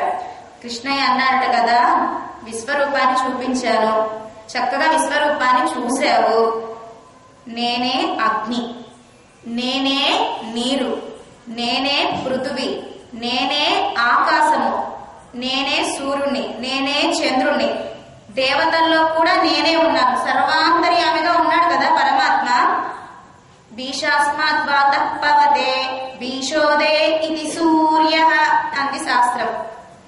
ఆయాయ దేవతలు ఆయాయ పనులు సక్రమంగా నెరవేరుస్తున్నారు అంటే పరమాత్మ అనుగ్రహం చేతనే. కనుక బాబా ఒక్కసారి నన్ను అడగవచ్చును కదా, దాహంగా ఉంది నీరు ఇవ్వవా అని. నేను ఇవ్వనా నీకు నీరు? అన్ని వెతుక్కుని చివరిగా నన్ను వచ్చి అడిగావు అనగానే, లేదు బాబా క్షమించు అని అన్నాడట అర్జునుడు. వెంటనే ఒక అస్త్ర ప్రయోగం చేసి భూమిలో నుంచి నీటిని సృష్టి చేశాడట కృష్ణయ్య. చక్కగా కడుపు నిండా ఆ నీటిని తాగి దాహం తీర్చుకున్నాడట అర్జునుడు కురుక్షేత్రంలో యుద్ధ భూమిలో. అర్జునుడికి కాదు, మరి పరిగెడుతూ ఉంటే గుర్రాలకు కూడా దాహం వేస్తోంది కదా, గుర్రాలకి కూడా నీళ్లను నోట్లో పోసాడట కృష్ణయ్య. అలా గుర్రాలకు అర్జునుడికి నీటి దానం చేశాడు కృష్ణయ్య. పెద్ద కృష్ణయ్యగా ఉన్నప్పుడు దానం చేశాడు. మరి బుల్లి కృష్ణయ్యగా ఉన్నప్పుడు, బాలుడిగా ఉన్నప్పుడు ఎవరికి నీటి దానం చేశాడు కృష్ణయ్య? దూడలకి. అప్పుడే ఈయన దూడలకు నీరు ఎలా తాగాలో తెలియదు. కృష్ణయ్యకు గోవులంటే కూడా దూడలంటేనే ఎక్కువ ఇష్టం. ఎందుకు దూడలంటేనే ఇష్టము? గోవులు స్వతంత్రులు, తమ దారి తాము వెతుక్కుంటూ వెళ్ళగలవు, తాము గడ్డి తామే తినగలవు, నీరు దాహం వేస్తే నీరు తాగగలవు. కానీ దూడలు దారి తెలియదు, ఒకరి వెనకాల వెళ్ళేవి దూడలు. అప్పుడే పుట్టిన దూడలకి గడ్డి కొరకటం రాదు, నీళ్లు తాగడం రాదు. కృష్ణ ఏం చేశాడు? ఆ దూడలా పాక్కుంటూ వెళ్ళి యమునా నది ఒడ్డుకు వెళ్ళి తాను నాలుకతో నీళ్లు తాగి ఇలా తాగాలి అని దూడకి నాలుకతో నీళ్లు తాగాడట కృష్ణయ్య. ఏమవసరం అండి ఆయనకు? దూడలంటే అంత ఇష్టం. అంటే స్వామికి స్వతంత్రంగా ఉండడం అంటే ఇష్టం ఉండదు, మనల్ని రక్షించడం, మనం స్వతంత్రంగా ఉంటే. స్వామి మేము మీకు దాసులము అని ఎప్పుడైతే దాసత్వ భావనతో ఉన్నామో కృష్ణయ్య మనల్ని రక్షించే తీరతాడు తప్పకుండా. కనుక దూడని ఇట్టమాన పశుక్కల్ అంది గోదాదేవి. ఇష్టమైన దూడలు ఇష్టమైన పశువులట మన కృష్ణయ్యకు. గోవుల్ని మేపడం కోసమే వైకుంఠనాథుడు కృష్ణయ్యగా అవతరించాడట భూలోకంలో. అంటే దూడలన్నా గోవులన్నా అంత ఇష్టం కృష్ణయ్యకి. కనుక నాలుకతో ఎలా నీళ్లు తాగాలో నేర్పించాడు కృష్ణయ్యకు. ఇలా నీటి దానాన్ని చేశాడు అర్జునుడికి, గుర్రాలకి, దూడలకి. సోరే అన్నదానాన్ని చేశాడు కృష్ణయ్య. నందగోపుడు చేసాడు కాబట్టి కృష్ణయ్య కూడా చేశాడు. కృష్ణయ్య ఎప్పుడు చేశాడండి అన్నదానము? ఆయన ఒకళ్ళ నుంచి తీసుకుని తినడమే కానీ ఎప్పుడైనా అన్నదానం చేశాడా కృష్ణయ్య? అంటే గోపకులు కృష్ణ బలరాములు ఆడుకుంటున్నారట అందరూ కలిసి. కృష్ణయ్యకు బాగా ఆకలి వేసిందట. కృష్ణయ్యకు ఆకలి వేసేది, గోపకులకు ఆకలి వేసిందట. కానీ కృష్ణయ్య ఏమన్నా, చంద్రుడికి చాలా మంది భార్యలట. అంతమంది భార్యలలో చంద్రుడికి ఎవరంటే ఇష్టమో రోహిణి అంటే ఇష్టం అంట. ఎప్పుడు ఎక్కడ ఉంటాడు ఈ చంద్రుడు? రోహిణి దగ్గరే ఉంటాడట. మిగతా భార్యలను పట్టించుకోడట చంద్రుడు. కనుక ఈ భార్యలు అంటే అందరు దక్ష ప్రజాపతి కూతుర్లే అందరూ కూడా. కూతుర్లు అందరూ వెళ్ళి నాన్నగారు రోహిణిని ఎక్కువ పట్టించుకుంటున్నాడు, మాతో ఎక్కువ మాట్లాడట్లేదు, రోహిణినే ప్రేమగా చూస్తున్నాడు, మమ్మల్ని చూడట్లేదు, రోహిణి దగ్గరే ఎక్కువ ఉంటున్నాడు, మా దగ్గర ఉండట్లేదు అని కూతుర్లందరూ కూడా వెళ్ళి తండ్రికి చెప్పుకున్నారట బాధ. అప్పుడు దక్ష ప్రజాపతి చంద్రుడిని అడిగాడట, ఓ చంద్ర, రోహిణితో పాటు అందరి సమానంగా చూసుకోవాలి కదా అంటే సరిగ్గా మాట్లాడే కదా చంద్రుడు. అప్పుడు ఏం చేశాడు, ఈ అందం ఉండడం వల్లే కదా నువ్వు ఇతర భార్యను పట్టించుకోవట్లేదు, నీకు క్షయ వ్యాధి రావాలి అని శాపం పెట్టాడట. అల్లుడి మీదే దక్ష ప్రజాపతి మావగారు. వెంటనే చంద్రుడు నిగనిగలాడే చంద్రుడల్లా, పరిపూర్ణమైన చంద్రుడల్లా క్షయ వ్యాధి వచ్చిందట. అంత వికారంగా తయారయ్యాడట ఈ చంద్రుడు. చంద్రుడి యొక్క శాపం పోవాలంటే, పాపాలు తొలగిపోవాలి అంటే ఏం చేయాలో చంద్రుడు శ్రీరంగంలో ఉండే రంగనాథుని ప్రార్థించాడట. ఓ రంగనాథ, ఇలా నా మామగారే నాకు శాపాన్ని పెట్టాడు కనుక ఈ శాపం నుంచి నన్ను విముక్తుణ్ణి చెయ్యి అని చంద్రుడు రంగనాథుని ప్రార్థించగానే శ్రీరంగంలో లోపల ఒక పుష్కరిణి ఉంటుంది. ఓ చంద్రుడా, నువ్వు ఆ పుష్కరిణిలో కనుక స్నానం చేస్తే నీ క్షయ వ్యాధి పోతుంది అని రంగనాథుడు ఆజ్ఞ ఇవ్వగా చంద్రుడు ఆకాశం నుంచి దిగి వచ్చి, చంద్రలోకం నుంచి దిగి వచ్చి శ్రీరంగంలో ఉండే పుష్కరిణిలో స్నానం చేశాడు. వెంటనే చంద్రుడు ఆ పుష్కరిణిలో స్నానం చేయగానే క్షయ వ్యాధి పోయిందట. కనుక ఇప్పటికీ కూడా చంద్ర పుష్కరిణి అంటారు. అంటే చంద్రుడి యొక్క శాపాన్ని పోగొట్టింది ఆ పుష్కరిణి కాబట్టి చంద్ర పుష్కరిణి అని పేరు శ్రీరంగంలో.